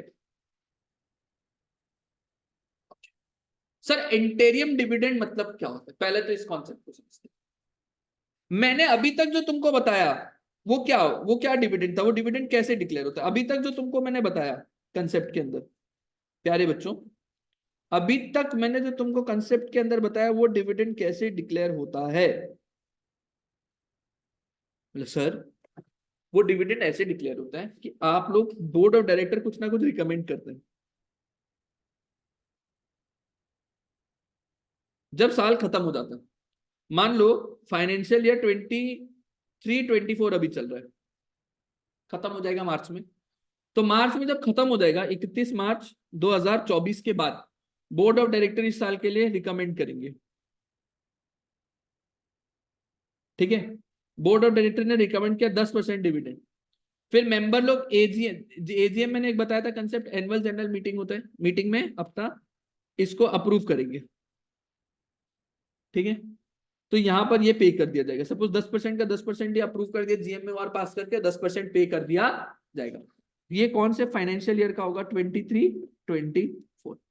इस डिविडेंड का नामकरण कर दूं क्या, इसको बोलते हैं फाइनल डिविडेंड। सिंपल सा बात है ना भाई, सिंपल सा, फाइनल क्यों बोलते हैं सर, साल खत्म हो गया, अरे सुनो ना, साल खत्म हो गया, बुक्स ऑफ अकाउंट्स बन गया, उसके बाद डायरेक्टर ने बुक्स ऑफ अकाउंट्स को देखा, इतना इतना प्रॉफिट है, इसके हिसाब से डिविडेंड रिकमेंड कर दिया, मेंबर ने एग्री कर दिया और वो डिविडेंड सबको पे कर दिया जाएगा, काम खत्म। ये साल का अंतिम डिविडेंड ही तो होगा ना, क्या इसके बाद साल का तो सारा काम खत्म है? फाइनेंशियल ईयर 23-24 का इसके बाद तो सारा काम खत्म है, फिर तो नेक्स्ट फाइनेंशियल ईयर का सारा बातचीत शुरू हो जाएगा, इसीलिए इस डिविडेंड का नाम बोला जाता है फाइनल डिविडेंड, जो एजीएम में डिक्लेयर किया जाता है, क्योंकि वो फाइनेंशियल ईयर का सारा कामकाज वो एजीएम के साथ ही खत्म हो जाता है, इसीलिए उस एजीएम में जो डिक्लेयर किया जाता है उसको क्या बोला जाता है, फाइनल डिविडेंड। और अगर 2 एजीएम के बीच में कोई भी डिविडेंड डिक्लेयर कर दिया जाए, कई बार बोर्ड ऑफ डायरेक्टर्स एजीएम, अब पिछले साल का एजीएम हुआ था 30 सितंबर 2023 को, इस साल का मेरा एजीएम होगा 30 सितंबर 2024 को। 30 सितंबर याद है मैंने बताया था ये लास्ट डेट होता है, इसके पीछे नहीं कर सकता, तो जनरली सब लोग 30 सितंबर को ही कराते हैं एजीएम। एजीएम मैंने बताया ना, साल में एक मीटिंग कराना मेंबर लोग का जरूरी होता है, जैसे एक बार पेरेंट टीचर मीटिंग होता था ना, रिजल्ट फाइनल रिजल्ट आने के बाद, उसको बोलते थे एनुअल पेरेंट टीचर मीटिंग, वैसे एक कंपनी मैंडेट करता है हर कंपनी को साल खत्म होने के बाद एक बार शेयर होल्डर का मीटिंग बुलाना ही पड़ेगा, उसको बोलते हैं एनुअल जनरल मीटिंग। सर हम लोग का synergy C3 edutech private limited भी हर साल बुलाता है क्या? हाँ हर साल बुलाता है, समझ में? एनुअल जनरल मीटिंग हम लोग को तो नहीं पता, तुम लोग को क्यों बोलेगा? मेंबर लोग को बुलाएगा ना इसमें, तुम लोग थोड़े सिनर्जी का मेंबर लोग, समझ में आया ना? तो हर साल होता है, और हर साल उस एजीएम के अंदर डिविडेंड डिक्लेयर किया जाता है। तो दो एजीएम के बीच में डिविडेंड डिक्लेयर किया जाता है, इसको बोलते हैं इंटेरियम डिविडेंड। इंटेरियम मतलब समझ में आता है, कुछ चीज आप एडवांस में कर रहा होता है, उसको इंटेरियम बोलते हैं ना। अरे जो कंपनी का सुना होगा इंटेरियम फाइनेंशियल का रिजल्ट आया, मतलब बीच का। ऐसे तो आपका फाइनेंशियल ईयर खत्म होने के बाद रिजल्ट देता है, बीच में क्वार्टरली रिजल्ट देता है, तो इंटेरियम रिजल्ट्स बोलता है उसको, इंटेरियम फाइनेंशियल्स बोलता है, बीच का वो होता है। आई होप यहां तक समझ में आया, कोई दिक्कत नहीं। कई कंपनीज बीच में डिविडेंड डिक्लेयर करते हैं इंटेरियम, जैसे अभी आईटीसी का मिला, मेरे को भी मिला आईटीसी डिविडेंड 2024, ये देखो। ओहो आईटीसी में मैंने बहुत स्टेक ले रखा है, ये देखो देखो देखो। आईटीसी ने 2023 मार्च में इक्विटी डिविडेंड 1550% का डिक्लेयर किया। वो से देख के वाव मत कर देना 1550, अरे वो 10 रुपए के हिसाब से बताता है रे। ITC dividend interim dividend announce किया अभी अभी थोड़ा दिन पहले किया, फरवरी में आया ये 6 रुपए, हाँ ये वाला 6 रुपए 25 पैसा का आईटीसी ने डिविडेंड अनाउंस किया, साल के बीच में अनाउंस कर दिया ना। हाँ हाँ पर शेयर, बेटा पर शेयर ही बताया जाता है। 6 रुपए 25 पैसे पर शेयर का डिविडेंड इन्होंने अनाउंस किया, साल के बीच में अनाउंस किया ना। एजीएम तो अभी 31 मार्च खत्म होने के बाद आएगा, तो जनवरी में अनाउंस कर दिया, तो इस डिविडेंड को क्या बोला जाता है? Interim dividend. ऊपर देखो ना न्यूज में लिखा हुआ भी है, आईटीसी ने इंटेरियम डिविडेंड अनाउंस किया। और इन्होंने कहा, अच्छा तो एडवर्टीजमेंट है भाई साहब, न्यूज का है जी बिल्कुल। न्यूज भी तो चाहिए ना थोड़ा।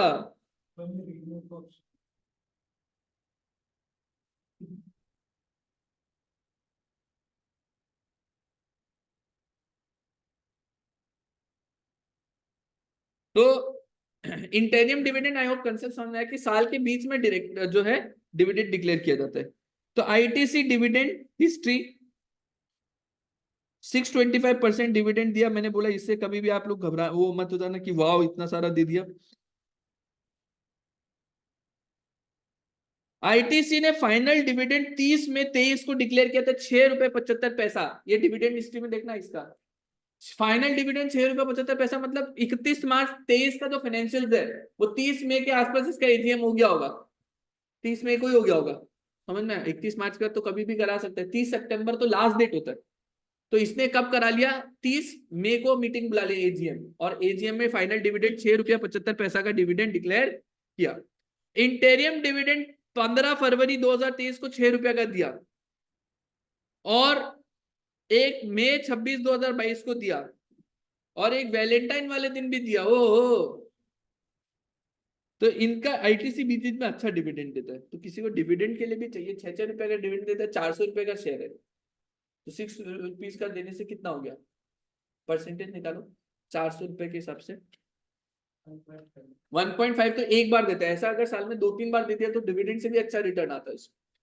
तो मैंने वो देखा काफी अच्छा stake ITC. ITC as a company, मैं आपको थोड़ा बहुत बताते रहता हूँ स्टॉक मार्केट के बारे में, थोड़ा बहुत अब आपको जानना चाहिए। अब आप लोग विद्वान होने वाले ये सब। ये नहीं बोलता हूं कभी भी कि घर बार बेच के पैसा लगाना शुरू कर दो। पिताजी को बोलो पिताजी क्या रखा है घर के अंदर, बेच दो ये घर और हम पैसा लगाएंगे स्टॉक मार्केट के अंदर। टीचर ने बोला है, ऐसा नहीं, छोटा मोटा अमाउंट अभी शुरू करना चाहिए तुमने, डेफिनेटली लगाना, बहुत सीखने को मिलता है। ए रे पुलकित, मेरा बात को समझ गया ना? वेरी गुड, छोटा ही अमाउंट लगाना बेटा, ऐसे घर परिवार में ऐसे वो मत कर देना, नहीं तो पता चला मेरे पास ही फोन आ गया। सुन मेरा बात, इंटेरियम और फाइनल समझ में आ गया ना? इंटेरियम सिंपल है, दो एजीएम के बीच में कोई भी डिविडेंड डिक्लेयर हो उसको क्या बोलेंगे? Interim dividend. ये क्लियर हो गया? सर ये कौन डिक्लेयर करता है? ये तो मेंबर लोग डिक्लेयर नहीं करेगा क्योंकि तो मीटिंग होता ही नहीं है ना। ये कौन डिक्लेयर करता है हमेशा इंटेरियम डिविडेंड? कंपनी का बोर्ड ऑफ डायरेक्टर डिक्लेयर करता है। कौन डिक्लेयर करता है? कंपनी का बोर्ड ऑफ डायरेक्टर डिक्लेयर करता है। ठीक है, ओके। अब मैं बेटा आपको एक डेफिनेशन पढ़ाना चाहूंगा, कोई दिक्कत है क्या? नहीं भैया, आप कुछ भी पढ़ाओ, क्या दिक्कत है? मैं आपको एक डेफिनेशन, मैं आपको बताऊं, आपके सिलेबस के अंदर ये मैं आपको दिखाऊं, कंपनीज एक्ट आपके सबसे भरोसेमंद है, मिनिस्ट्री ऑफ कॉर्पोरेट अफेयर्स का वेबसाइट पे आपको मिलता है देखने को। चैप्टर नंबर 1 में आप देखो, सेक्शन नंबर 2 है, ये दिख रहा है, ये डेफिनेशंस का सेक्शन है। इसके अंदर अलग अलग डेफिनेशन है। इंस्टीट्यूट ने सारा डेफिनेशन आपके सिलेबस में डाला है, पर इतना जरूरत नहीं है, जितना जितना रिक्वायर्ड होता है, ज्यादा होता है मैं पढ़ा दूंगा, ठीक है ना। इसके अंदर डिविडेंड का डेफिनेशन मैं आपको दिखाऊंगा।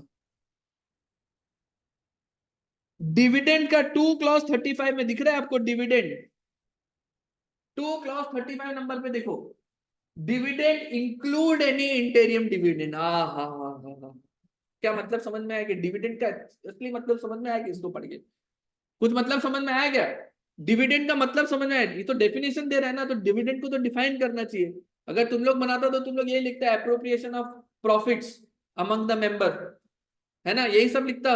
लेकिन लॉ मेकर क्या लिखा 2 क्लॉज 35 में, डिविडेंड इंक्लूड। ये लॉ मेकर तुम लोग के हिसाब से, बचवा बुद्धि के हिसाब से डेफिनेशन थोड़ी ना देता है। लॉ मेकर एक सिंपल ये लाइन लिख के क्या क्या मालूम है, सेक्शन 2 क्लॉज 35 में एक ही लाइन लिखा क्या, डिविडेंड में इंक्लूड होगा इंटेरियम। ये एक लाइन इंक्लूड करके क्या क्या मालूम है, सिर्फ इतना सा बात लिख के, 4 वर्ड, 4 मैजिकल वर्ड लिख के क्या क्या मालूम है, ये सेक्शन 123, 124, 125, 126, 127 सारा लगा दिया इंटेरियम डिविडेंड के ऊपर। यानी इंटेरियम डिविडेंड जिस दिन डिक्लेयर किया 30 दिन के अंदर पेमेंट करना होगा। Board of director he declare करता है बोर्ड मीटिंग के अंदर, तो 30 दिन के अंदर उसको पे करना पड़ेगा। पेमेंट नहीं हुआ तो अनपेड डिविडेंड में जाएगा, 7 साल तक रहा तो इन्वेस्टर एजुकेशन प्रोटेक्शन फंड में जाएगा। सारा सेक्शन लग गया ना, तो बार बार लिखने की जरूरत ही नहीं पड़ा उसको। सिंपल क्या क्या है, एक लाइन लिखा 2 क्लॉज 35 में, डिविडेंड इंक्लूड इंटेरियम डिविडेंड, मतलब सेक्शन में पूरा चैप्टर जहां जहां डिविडेंड लिखा है सब जगह इंटेरियम डिविडेंड के ऊपर भी वो प्रेम सेम प्रोविजन लगेगा। तो अगर एग्जाम में कोई भी क्वेश्चन में वर्डिंग डिविडेंड की जगह इंटेरियम डिविडेंड लिख दे कि इंटेरियम डिविडेंड का पेमेंट नहीं हुआ क्योंकि शेयर होल्डर ने गलत बैंक अकाउंट का डिटेल दिया था और उसको कम्युनिकेट नहीं किया गया, बताओ पेनल्टी लगेगा क्या? 127 का ही लगेगा। तो कंफ्यूज मत होना कि सर तो भैया तो हमको डिविडेंड पढ़ा के भेजा था, एग्जाम में इंटेरियम डिविडेंड के ऊपर सवाल आ गया। समझ में आया? क्योंकि एज इट इज जो डिविडेंड के ऊपर लगेगा प्रोविजन, सारा का सारा इंटेरियम डिविडेंड पे भी लगेगा। आओ डिविडेंड और इंटेरिम डिविडेंड के पहले मैं स्टार्ट करता हूं, लिखवाता हूं पहले कुछ कुछ, साथ साथ में डिस्कशन भी करेंगे। डिविडेंड और इंटेरिम डिविडेंड का पहले जो डिफरेंस लिखते हैं।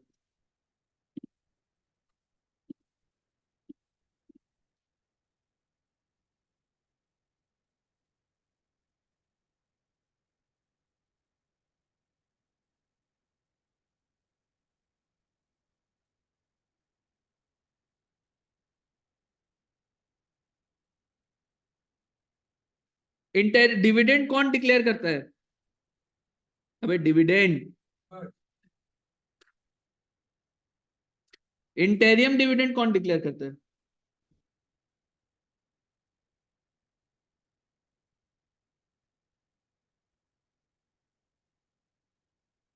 ये हमेशा कहाँ डिक्लेयर होता है?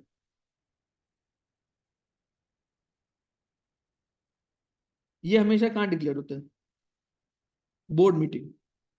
बोर्ड मीटिंग, बीएम मतलब board meeting.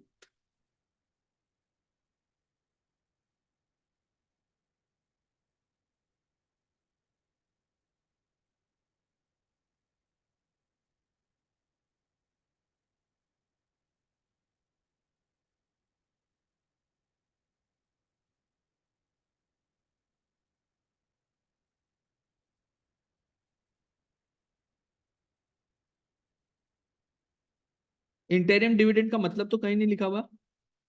Interim dividend means dividend between two AGM, दो एजीएम के बीच में जो भी डिविडेंड डिक्लेयर कर दूं उसको क्या बोलेंगे? इंटेरिम डिविडेंड बोलेंगे।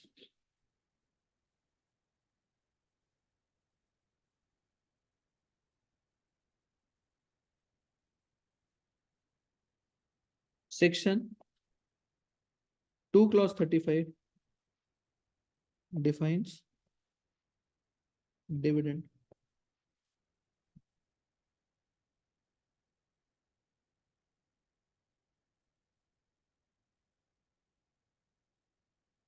Need to close.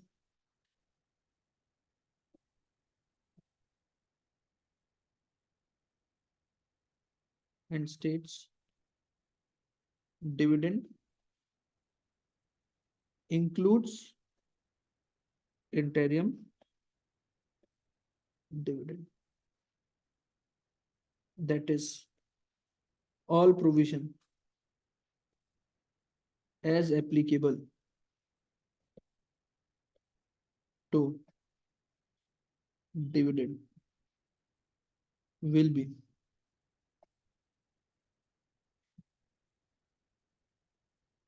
applicable to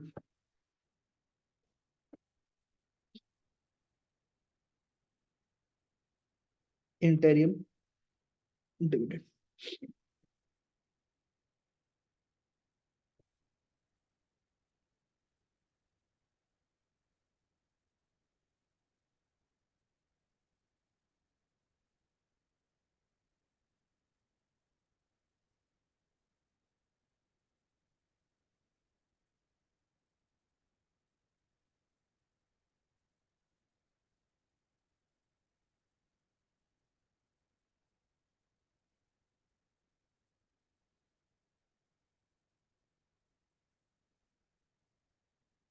हो गया यहां तक? अब मैं एक चीज आपके साथ डिस्कस करूंगा, बहुत ध्यान से सुनना।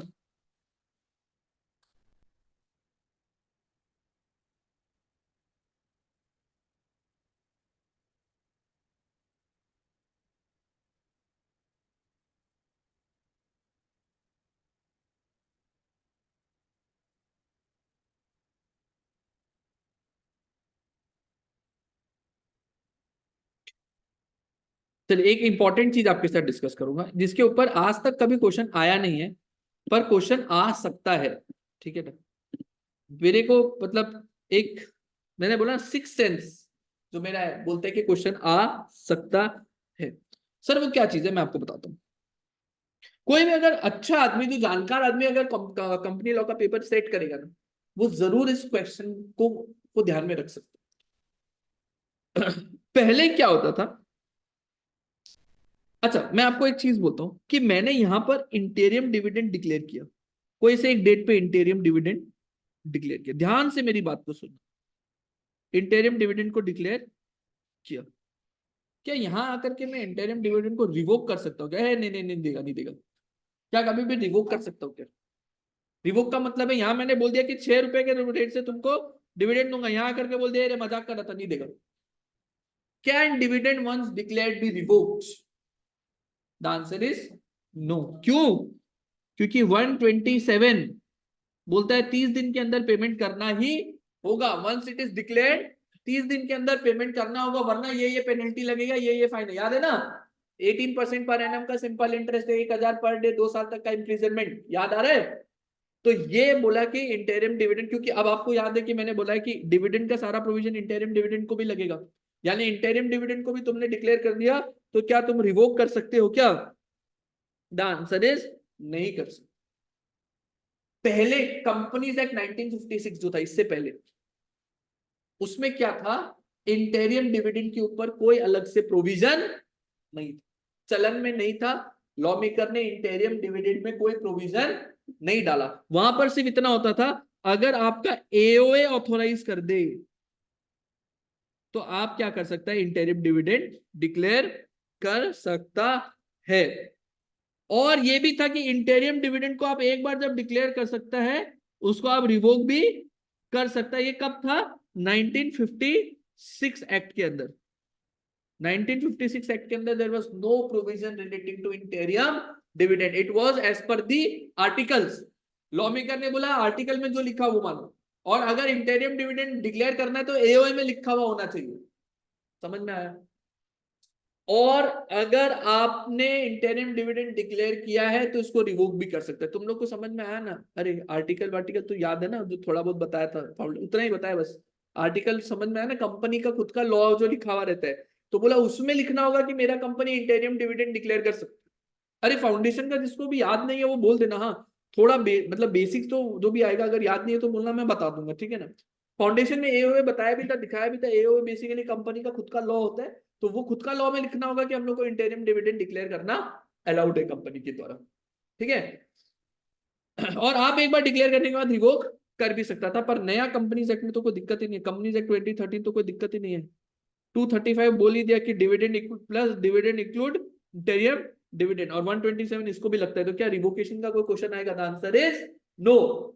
क्या एओए में कोई रिक्वायरमेंट है क्या ऑथराइजेशन इंटरिम डिविडेंड करने का? The answer is no. आप कभी भी डिविडेंड डिक्लेयर कर सकते हैं, वैसे आप कभी भी इंटरिम डिविडेंड डिक्लेयर कर सकते हैं, क्योंकि लॉ में क्या लिख दिया है? Dividend include interim dividend. Clear हो गया मेरा बात?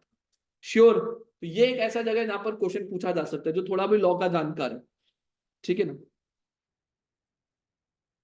अच्छा, इसको तो कोई दिक्कत नहीं है, ये तो आपको याद रहेगा, लिखवाने का जरूरत है क्या इसको? ये तो याद है। हाँ? कौन सा 235? रिवोकेशन पहले अलाउड था इंटेरियम डिविडेंड में, नहीं कर सकता अभी। Once declared it can not be revoked, अभी नहीं कर सकता, पुराने जमाने में था। मैं एक बार आपको दिखवा दूंगा, वो देख लूंगा क्या लिखा हो उसमें, ठीक है। ओके। उसके बाद अब चलते हैं, यहाँ पर कोई दिक्कत नहीं है आई होप, पक्का 200%। 123 सबसेक्शन 3, इसके आगे बात करते हैं।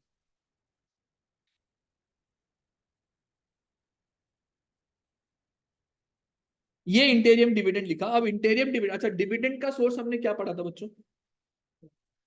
Profits of financial year after providing for depreciation losses, profits of previous financial year already, और बोथ, और money provided by CG SG out of the guarantee given by, यही था ना। चार ही सोर्स था बेसिकली। मनी मतलब profit out of the date, profit of that financial year, profit of previous financial year और ईयर बोथ, या money provided by central government state government in pursuance of guarantee. अब सवाल आता है interim dividend कहां से declare करेगा? समझ में आया? इंटेरियम डिविडेंड कहां से डिक्लेयर करेगा? इसको समझाने से पहले मैं आपको एक बात बताऊं, अगर इंटेरियम डिविडेंड जब कंपनीज एक्ट में लॉन्च हुआ था तो ये सेक्शन ऐसा नहीं था। इंटेरियम डिविडेंड जब कंपनीज एक्ट में लॉन्च हुआ था ना, तो ये ऐसा नहीं था। कैसा था मैं बताऊं?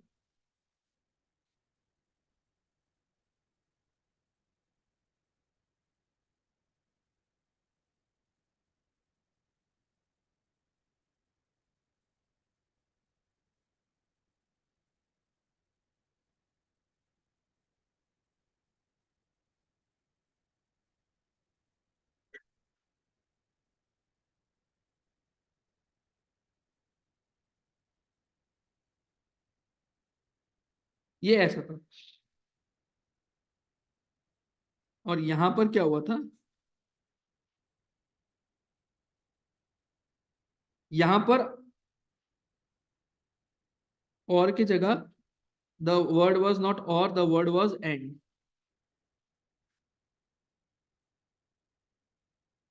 तुम लोग इसको यहां से देखो, सुनो। जब कंपनीज एक्ट में लॉन्च हुआ था ना इंटेरियम डिविडेंड, मतलब लॉन्च हुआ मतलब जब कंपनीज एक्ट में ओरिजिनल ड्राफ्ट रिलीज हुआ था ना, वो ऐसा था। नीचे ऊपर दिख रहा है आप लोगों को? क्या लिखा होता? Board of director may declare interim dividend during any financial year out of the surplus in profit and loss account and out of the profits of the financial year for which interim dividend is sought to be declared. बस इतना ही लिखा। Source of dividend interim dividend लिखा, क्या लिखा? पहला लिखा surplus in the profit of loss account and for the out of the profits of the financial year and out of the profits of the financial year. मतलब समझा, पिछले साल का रिजर्व्स और करेंट ईयर का प्रॉफिट। मैं आपको समझाता हूं, सुनो। मान लो फाइनेंशियल ईयर 23-24 चल रहा है, ठीक है। अभी क्या हो रहा है? 23-24 का पिछला एजीएम जो हुआ था, लेट से यहां हुआ था 30 सितंबर 23 को, ये एक एजीएम हुआ था। कोई दिक्कत है क्या? 30 सितंबर को एक एजीएम हुआ था, कोई दिक्कत नहीं है। अभी करेंट एजीएम यहां पर होना है 30/9/2024, कोई दिक्कत नहीं है। वो कौन सा फाइनेंशियल ईयर के लिए होना है? 23-24। ये मैंने बताया ना, ये फाइनेंशियल ईयर 31 मार्च 24 को खत्म होगा, और इसका 6 महीना का टाइम देता है, 30 सितंबर तक का एजीएम कराने का। अब दिक्कत ये है कि यहां पर बोर्ड ऑफ डायरेक्टर को एक इंटेरियम डिविडेंड देना है for financial year 23-24। 24 interim dividend देना फॉर फाइनेंशियल ईयर 23-24। अब बोले इस क्या क्या यूज कर सकता है, सोर्स क्या क्या होगा, बोला पहला out of the surplus of profit और लॉस अकाउंट, तो यहां में प्रीवियस ईयर का आपका जो भी सरप्लस है, या फिर out of the profits of the financial year in which interim dividend is sought to be declared, तो यहां पर आप दे सकते हैं प्रॉफिट्स बिफोर 23-24 और प्रॉफिट्स इन 23-24, ये एंड है। समझ में आया? इनको यूज करके आप इंटरिम डिविडेंड दे सकते हैं। पहले तो ये बताओ, ये समझ में आया? कोई दिक्कत है क्या इसमें? कोई दिक्कत है क्या इसके अंदर? पक्का 100%? कोई दिक्कत नहीं, ठीक है। अब इस एंड के वजह से क्या दिक्कत आ रहा था मालूम है? एंड का मतलब क्या होता है, ए भी होना चाहिए और बी भी होना चाहिए। मेरा बात समझ में आ रहा है? ए भी होना चाहिए और बी भी होना चाहिए। अब इसके वजह से प्रैक्टिकली कंपनीज को क्या दिक्कत आ रहा था मालूम है? प्रैक्टिकली कंपनीज को क्या दिक्कत आ रहा था मैं आपको समझाता हूं। एक कंपनी है ए लिमिटेड, 23-24 फाइनेंशियल ईयर का इंटरिम डिविडेंड डिक्लेयर कर यहां पर आकर के, ठीक है। इसका प्रीवियस फाइनेंशियल ईयर के अंदर जो है 9 करोड़ का प्रॉफिट है, ठीक है। करंट फाइनेंशियल ईयर के अंदर यानी फाइनेंशियल ईयर 23-24, यही दो सोर्स था ना, प्रीवियस फाइनेंशियल ईयर और करंट फाइनेंशियल ईयर, उससे दे सकता है 1 करोड़ का प्रॉफिट है, 1 करोड़ का प्रॉफिट है, ठीक है। तो ये इंटरिम डिविडेंड यहां करके दे सकता है, हाँ 9 करोड़ में भी दे सकता है, इससे भी दे सकता है, कोई दिक्कत नहीं है, दोनों के बीच में एंड है, कोई दिक्कत नहीं है। दिक्कत क्या होता है, बी लिमिटेड जैसा कंपनी को दिक्कत हुआ। इसका क्या हुआ, फाइनेंशियल ईयर 23-24 के अंदर प्रीवियस फाइनेंशियल ईयर्स में इसका 11 करोड़ का प्रॉफिट था, लेकिन करंट फाइनेंशियल ईयर में इसका लॉस था 1 करोड़ का, क्योंकि वहां वर्ड लिखा हुआ था एंड। तो इसका इंटरप्रिटेशन ये लेता था कि इधर भी प्रॉफिट होना चाहिए और इधर भी प्रॉफिट होना चाहिए। जेन्युइन ये प्रॉब्लम आ रहा था कि ये कंपनी इंटरिम डिविडेंड डिक्लेयर कर पा रहा था, ये नहीं कर पा रहा था, क्योंकि वहां वर्ड यूज कर दिया था एंड। और एंड में मतलब तो दोनों ए भी मानो बी भी मानो, तो दोनों पिट जाएगा ना। मेरा बात समझ में आया, कॉन्सेप्ट समझ में आया? पक्का। ये पहला प्रॉब्लम था लॉ का ड्राफ्टिंग। ए वाला बोला साला हम लोग का दोनों का प्रॉफिट 10 करोड़ है, मिला लो, पर ए इंटरिम डिविडेंड दे पा रहा है, बी नहीं दे पा रहे, तुम्हारा ड्राफ्टिंग की गलती है, तुम गलती से एंड लिख दो, और लिखना था तुम। लॉ मेकर माना, बोला हाँ बात सही है, दोनों का सेम ही स्टेटस है, उसके पास भी 10 करोड़ है, इसके पास भी 10 करोड़ टोटल प्रॉफिट का है, तो ए जब दे सकता है तो बी को भी देना अलाउ करना चाहिए। चेंज किया लॉ में पहला, ये लॉजिक समझ में आया? दूसरा, आपको क्या बोला, लैंग्वेज का ड्राफ्टिंग देखो गलती हुआ फिर से। बोला डिक्लेयर कर सकते हैं interim dividend during any financial year, during any financial year. पर दिक्कत क्या होता है, सुनो ना, इंटरिम डिविडेंड तो आप मान लो इस फाइनेंशियल ईयर का 30 सितंबर को मीटिंग हुआ था 2023 को, यहां पर एजीएम 30 सितंबर 2024 को होना है, तो इंटरिम डिविडेंड तो यहां से यहां तक कभी भी दे सकता है ना। पर लॉ का लैंग्वेज लिख दिया ड्यूरिंग एनी फाइनेंशियल ईयर, मतलब लॉ बोल दिया कि इंटरिम डिविडेंड तो यहां तक ही दे सकता है। लॉजिक समझा? किसी को दिक्कत हुआ? तो दूसरा ये पॉइंट किया गया आपका ड्राफ्टिंग में, ये गलती है कि आप लिख दिया during the any financial year. इसका मतलब आपको बोल दिया कि उधर का एजीएम जब से खत्म हुआ वहां से लेके 31 मार्च तक की दो, जबकि ये कॉन्सेप्चुअली सही नहीं है। डिविडेंड का, इंटरिम डिविडेंड का डेफिनेशन ही बोलता है dividend between two AGM, dividend between two AGM. मेरा बात समझा? तो बोला आपका कंसेप्चुअली गलत है, आप 31 से इसको भी अलाउ करो। बात समझा? 2017 के अंदर इसमें चेंज किया गया और इसको ठीक किया गया। अब देखो जो नया अमेंड किया गया, कितना सुंदर से बखूबी इसको अमेंड किया, और ये देखो अब तुम लोग को लॉजिक समझ में आएगा। ये और था पहले, ये एंड हुआ करता था, मैंने बताया ना ये एंड हुआ करता था पहले, अब इसको क्या कर दिया और, पहले ये एंड हुआ करता था, अब इसको एंड को डिलीट करके और कर दिया। अब पढ़ो, बोर्ड ऑफ डायरेक्टर डिक्लेयर कर सकते हैं, मैंने बोल दिया था, declare interim dividend during any financial year, यानी एजीएम से लेके 31 मार्च तक आ गया, और at any time during the period from the closure of the financial year till holding of the AGM out of the surplus. समझ में आया? ये दूसरा टाइम फ्रेम भी डाल दिया ना, और at any time during the closure of financial year till holding of the AGM, यानी कि ये वाला पीरियड तो पहले से ही दिया हुआ था ना, ये ब्राउन वाला पीरियड तो पहले से ही दिखा था लॉ में। अरे ब्राउन वाला तो पहले से दिया हुआ था ना, ये और any time after closure till the holding of the AGM. तो अब ये डिविडेंड का डेफिनेशन को, इंटरिम डिविडेंड का डेफिनेशन को सफाइस किया कि नहीं? अरे बोलना। अरे पहला पहला बार आया था ना इंटरिम डिविडेंड का प्रोविजन, पहले 1956 में नहीं हुआ था, ये 123(3) पहला नया नया इंसर्ट किया था। तो ड्राफ्टिंग में गलती हो सकता है ना लॉ मेकर से भी, तो वो ड्राफ्टिंग का गलती था। तो बोला ठीक है, आप डिविडेंड, इंटरिम डिविडेंड डिक्लेयर कर सकते हैं ड्यूरिंग एनी फाइनेंशियल ईयर और after the closure of the financial year till the holding of the AGM. ये अमेंडमेंट करके डेफिनेशन डाला। लॉजिक समझ गए? और सोर्स क्या क्या बनाया? पहला बोला आप डिक्लेयर कर सकते हैं out of the surplus in the profit and loss account, यानी प्रीवियस वाला, ये और कर दिया, इसको एंड को और कर दिया। और profits of the financial year for which interim dividend is sought to be declared. समझ में आ गया? और मजा का बात, एक और अच्छा एक्सटेंशन कर दिया, बोला out of the profits of the profit generated in the financial year till the quarter preceding the date of declaration of the interim dividend। मैं बताता हूं इसका क्या मतलब है। सोर्स में पहले क्या होता था, सुनो, फाइनेंशियल ईयर 23-24 चल रहा है अभी, ठीक है, इसका एजीएम होना है यहाँ पर 39/2020। कोई दिक्कत है क्या? मैंने 10 अगस्त को डिसाइड किया कंपनी के डायरेक्टर्स ने कि यहां पर हम लोग इंटेरियम डिविडेंड देंगे। ऑब्वियस बात है, एजीएम से पहले दे रहे हैं, तो ये इंटेरियम डिविडेंड कौन से फाइनेंशियल ईयर का होगा? 23-24 का होगा। कोई दिक्कत है क्या इसमें? फाइनल डिविडेंड से पहले जो भी आ रहा है वो उस फाइनेंशियल ईयर का, जैसे तुमने एजीएम करके डिविडेंड दे दिया, वो फाइनल डिविडेंड है, वो फाइनेंशियल ईयर का हिसाब किताब बंद। अब अगला फाइनेंशियल ईयर का अकाउंटिंग चालू होगा और हिसाब किताब चालू होगा। लॉजिक समझ में आया? तो ये इंटेरियम डिविडेंड कौन सा फाइनेंशियल ईयर का दे रहा है? 23। तो बोला ये पहला सोर्स क्या होगा? Out of the profits before 1/4/23 का जो प्रॉफिट्स है, प्रीवियस फाइनेंशियल ईयर्स और ईयर्स का प्रॉफिट है, करंट फाइनेंशियल ईयर यानी फाइनेंशियल ईयर 23-24 का जो प्रॉफिट है, दोनों के बीच में डाल दिया और, हाँ, और तीसरा बोल दिया और अगर आप जिस साल में डिक्लेयर कर रहे हैं उसका भी आप प्रॉफिट को यूज कर सकता है। सर कौन सा फाइनेंशियल ईयर में डिक्लेयर कर रहे हैं? फाइनेंशियल ईयर 24-25 में डिक्लेयर कर रहे हैं ना, उस फाइनेंशियल ईयर का भी प्रॉफिट यूज कर सकते हैं, पर उस फाइनेंशियल ईयर का पूरा प्रॉफिट थोड़ी देगा। बोला जब डिक्लेयर कर रहा है उसके पहले का क्वार्टर एंडिंग देख लो, लास्ट क्वार्टर कौन सा एंड हुआ। तो अगस्त क्वार्टर आपको पता है, अप्रैल मई जून जुलाई अगस्त सितंबर अक्टूबर नवंबर दिसंबर जनवरी फरवरी मार्च, ये क्वार्टर होता है।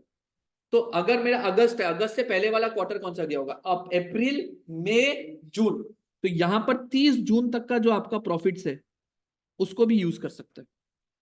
समझ में आया? तो ये हो गया मेरा सोर्स नंबर सी, ये हो गया मेरा सोर्स नंबर बी, और इससे पहले का प्रॉफिट हो गया सोर्स नंबर ए। तो ये ए है, ये बी है और ये सी है। फाइन। तो क्या बोला? Interim dividend, board of director में declare interim dividend during any financial year, और आगे क्या लिख दिया? और at any time after the closure of the financial year till the holding of the AGM. तो पूरा पीरियड कवर हो गया दोनों तरफ का। Out of surplus in the profit and loss account, number A cover हो गया इसमें। Out of profits of the financial year in which interim dividend is sought to be declared, B cover हो गया इसमें। और out of profits of the financial year in which interim dividend is declared but it will be up to the quarter preceding the date of declaration of interim dividend. तो वहां तक का आप profits use कर सकते हैं। कोई दिक्कत है इसमें? पूरा एक बार पढ़ो, ये पूरा इंटरप्रिटेशन के साथ 123(3) समझ में आएगा।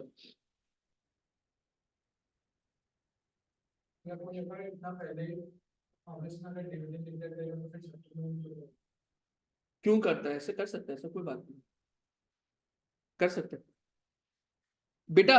मैं आपको बताता हूँ, कंपनीज अपना इन्वेस्टर का माइंडसेट देखता है। कई कंपनीज ऐसा है जिसमें इन्वेस्टर पैसा ही लगाता है डिविडेंड के लिए।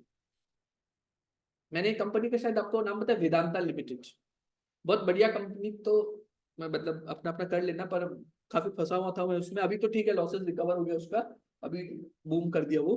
पर मैंने एक टाइम पे आपको जब शुरू किया था, मे वालों को बताया था कि काफी लॉस में चल रहा है वो, पर वो डिविडेंड बहुत बढ़िया बढ़िया थे। तो हर थोड़ा थोड़ा दिन में क्योंकि उसका मजबूरी है, उसका पेरेंट कंपनी बहुत उधार लेकर के रखा है, वो उधार का किस्त चुकाने के लिए इस कंपनी को उसका पेरेंट को डिविडेंड डिक्लेयर करना पड़ता है। तो इन्वेस्टर लोग को भी बूंदिया बैठ जाता है थोड़ा थोड़ा उसमें, तो उसका मजबूरी है क्योंकि उसको डिविडेंड डिक्लेयर कर। समझ गया मेरा बात? मेरा बात समझ, ऐसा कोई जरूरी नहीं होता तुम स्ट्रक्चर, तुम सोचता है कि एक बार डिक्लेयर कर दिया तो 2 बार क्यों करेगा। कंपनी का फाइनेंसिंग बहुत अलग अलग तरीके से होता है। तो समझ गया यहाँ तक बात? आगे बढ़े, एक बार पढ़ तो ले इसको जो लिखा स्क्रीन पे है। कोई दिक्कत नहीं है पक्का?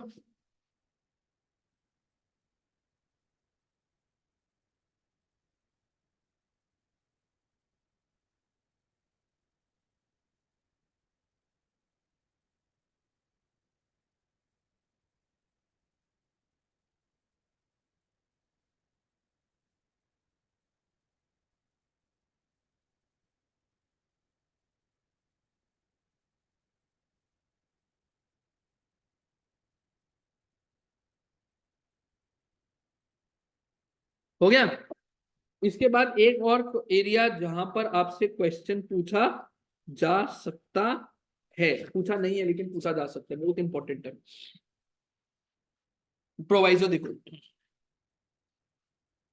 ये इससे इनफैक्ट एमसीक्यू में या इससे क्वेश्चन पूछा गया भी है। अब मैं आपको करवाऊंगा, जब आएगा तब मैं करवाऊंगा क्वेश्चन। पूछा गया है, पूछा जा सकता है, नहीं पूछा गया है।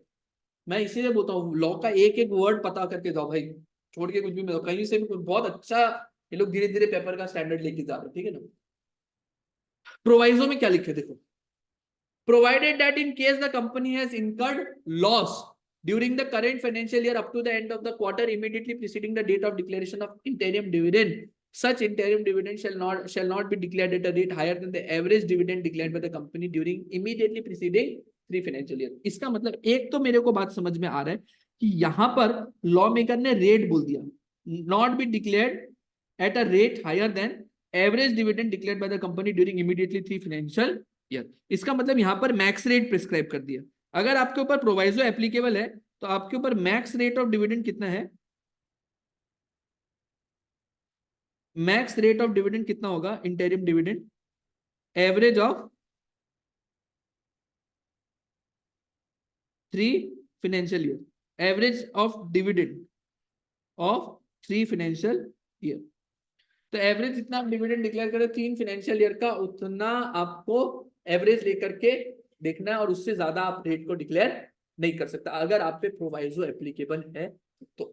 सर प्रोवाइजो कब एप्लीकेबल है, अगर कंपनी ने लॉस इनकर किया है during the current financial year up to the end of quarter immediately preceding the date of declaration of interim dividend.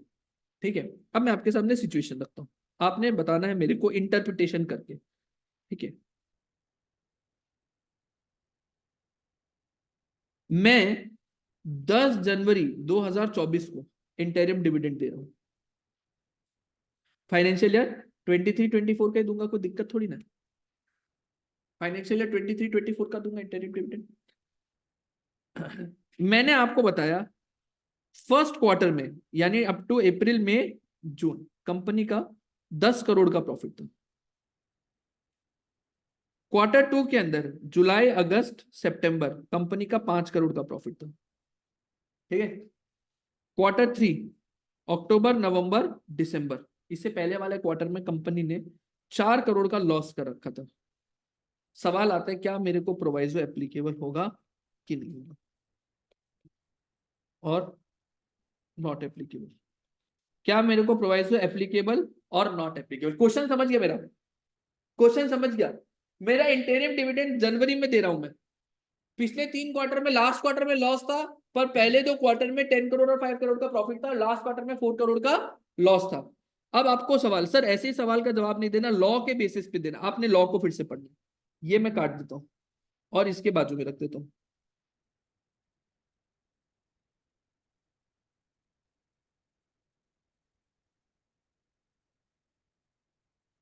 देखो, अब आपने पढ़ के लॉ के हिसाब से इसको आंसर देना है कि क्या प्रोवाइजो एप्लीकेबल है क्या। In case company has incurred loss during the current financial year up to the end of quarter immediately preceding the date of declaration of interim dividend, तब आपको ये प्रोवाइजो एप्लीकेबल है।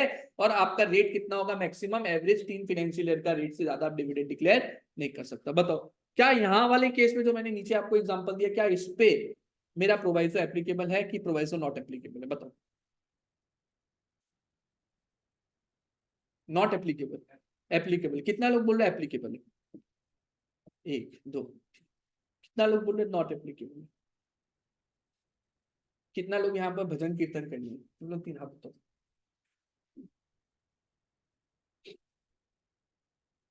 हो गया? किसी को समझ, क्वेश्चन समझ आया क्या होगा? क्वेश्चन तो समझ में आ गया ना? किसी को क्वेश्चन तो समझ में आया ना? अब पूरा लॉ का लैंग्वेज को पढ़ो। क्या लिखा? लॉस इनकर करना है क्या? Current financial year up to the end of quarter. बताओ।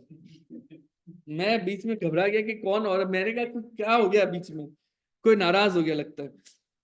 चलो सुनो, क्या बोला? करंट फाइनेंशियल ईयर में लॉस इनकर किया, मतलब करंट फाइनेंशियल ईयर कौन सा चल रहा है? 23 24 up to the end of the quarter, मतलब पूरा फाइनेंशियल ईयर का लॉस देखने up to the end of the quarter before declaration of dividend. तो क्या यहाँ पर quarter one plus quarter two plus quarter three का देखने की नहीं देखने, क्यूमुलेटिव? क्योंकि क्या लिखे? Current financial year up to तक देखना है। कहां तक? हमको प्रॉफिट लॉस कहां तक देखना है? करंट फाइनेंशियल ईयर का देखना है। कहां तक लेना है?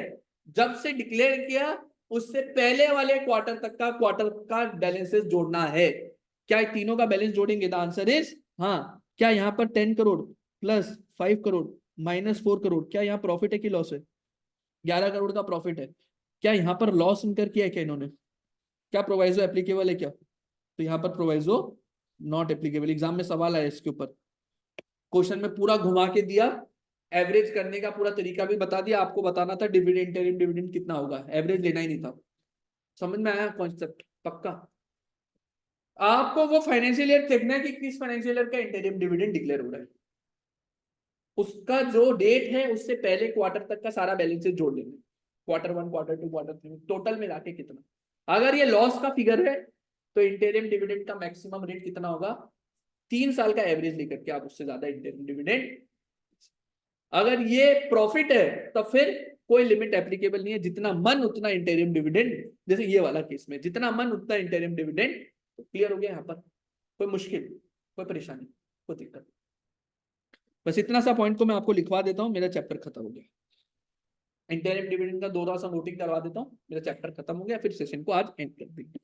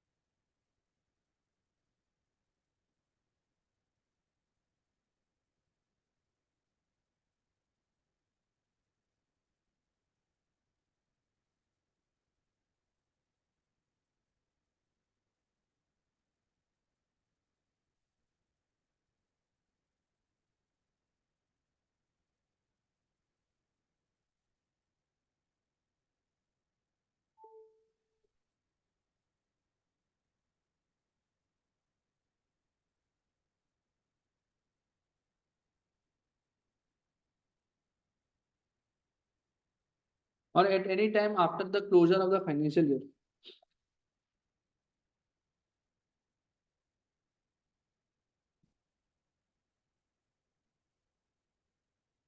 रटेगा कि याद हो जाएगा? इससे रटेगा इसको कि लॉजिकली याद करेगा? कोई नहीं बोल रहा। अरे यार, ये पहला वो जो पॉइंट मैंने बोला कि इंटरिम डिविडेंड कब डिक्लेयर कर सकता है? फाइनेंशियल ईयर में डिक्लेयर कर सकता है, आउट ऑफ क्लोजर से लेके होल्डिंग ऑफ द एजीएम, तभी ना दोनों पीरियड कवर हुआ।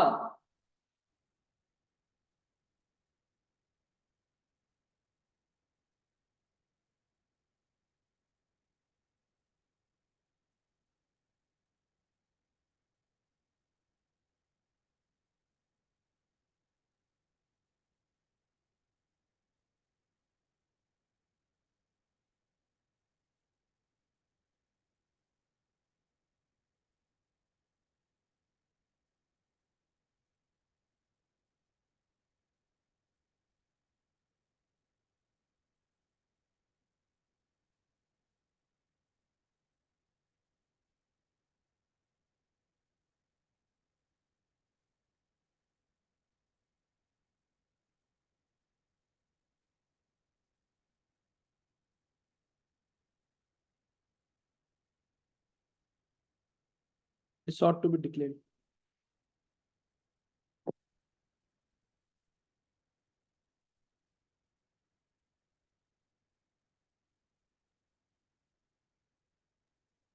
भैया,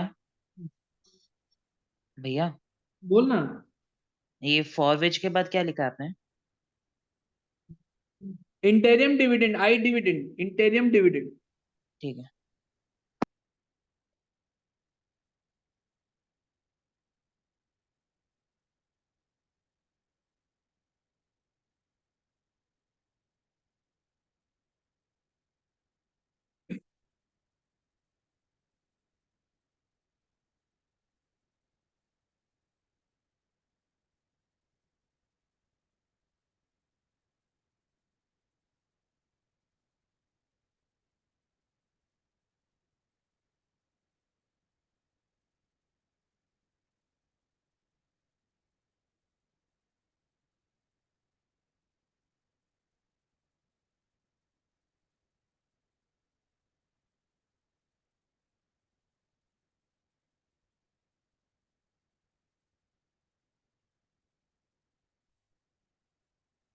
मैं ना इसमें 1 2 मार्क कर देता हूँ, तो आपको ना टाइम एक फिगर बना दूंगा, तो इसमें ना इजी होगा लोकेट करने में। ये 1 2 कर देता हूँ, ये ABC कर देता हूँ, A, capital B, capital C।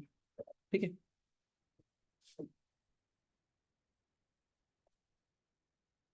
Chart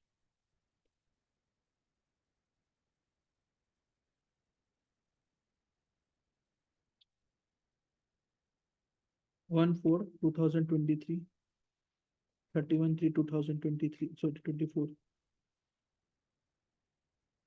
10th August 2024।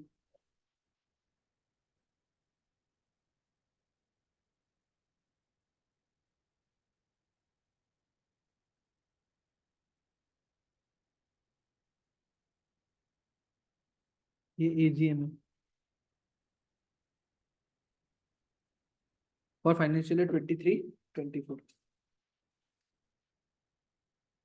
तो ये वाला पीरियड तो बोला था 1 के अंदर, इसको हालांकि थोड़ा सा पीछे से एक्सटेंड कर दो। AGM,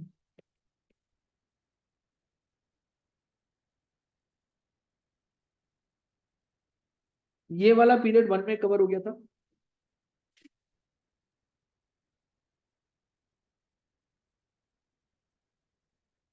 ये वाला पीरियड 2 में कवर्ड है। ठीक है। और interim dividend is equal to 1+2, dividend between 2 AGM। तो पहले ये वाला कवर था, आप interim dividend till the closure of the financial year दे सकते थे। अब 2 डाल दिया, out of the after the closure of the financial year till the holding of the AGM। समझ में आ गया? क्रक्स चार्ट है जो डायग्रामेटिक रिप्रेजेंटेशन में जो लिखा। ठीक है।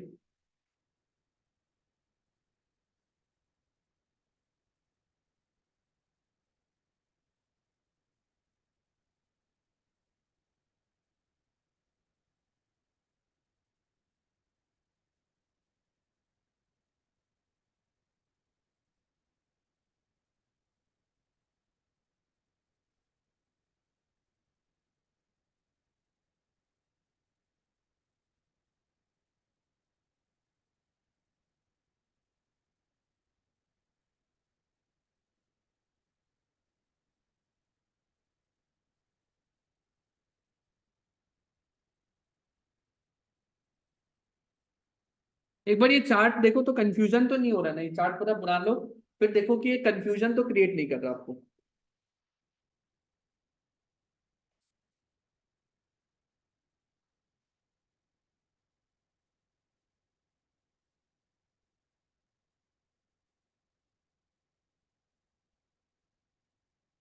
चार्ट बना लो, फिर देखो कंफ्यूजन तो नहीं हो रहा है चार्ट के थ्रू।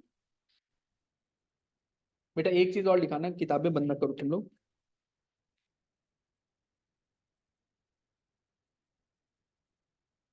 Very important. हाँ।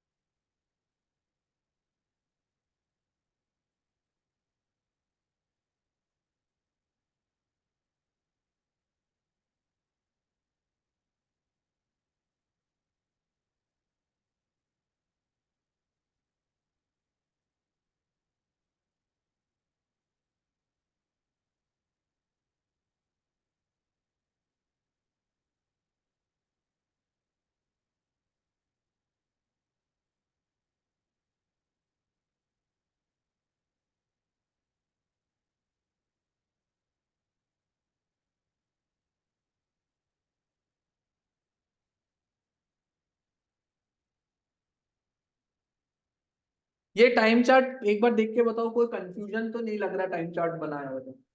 टाइम चार्ट से आपको जो जो चार्ट ऊपर बनाया ना ये, इससे आपको क्लैरिटी आना चाहिए, कोई को कंफ्यूजन तो नहीं लग रहा ना क्या बना दिया?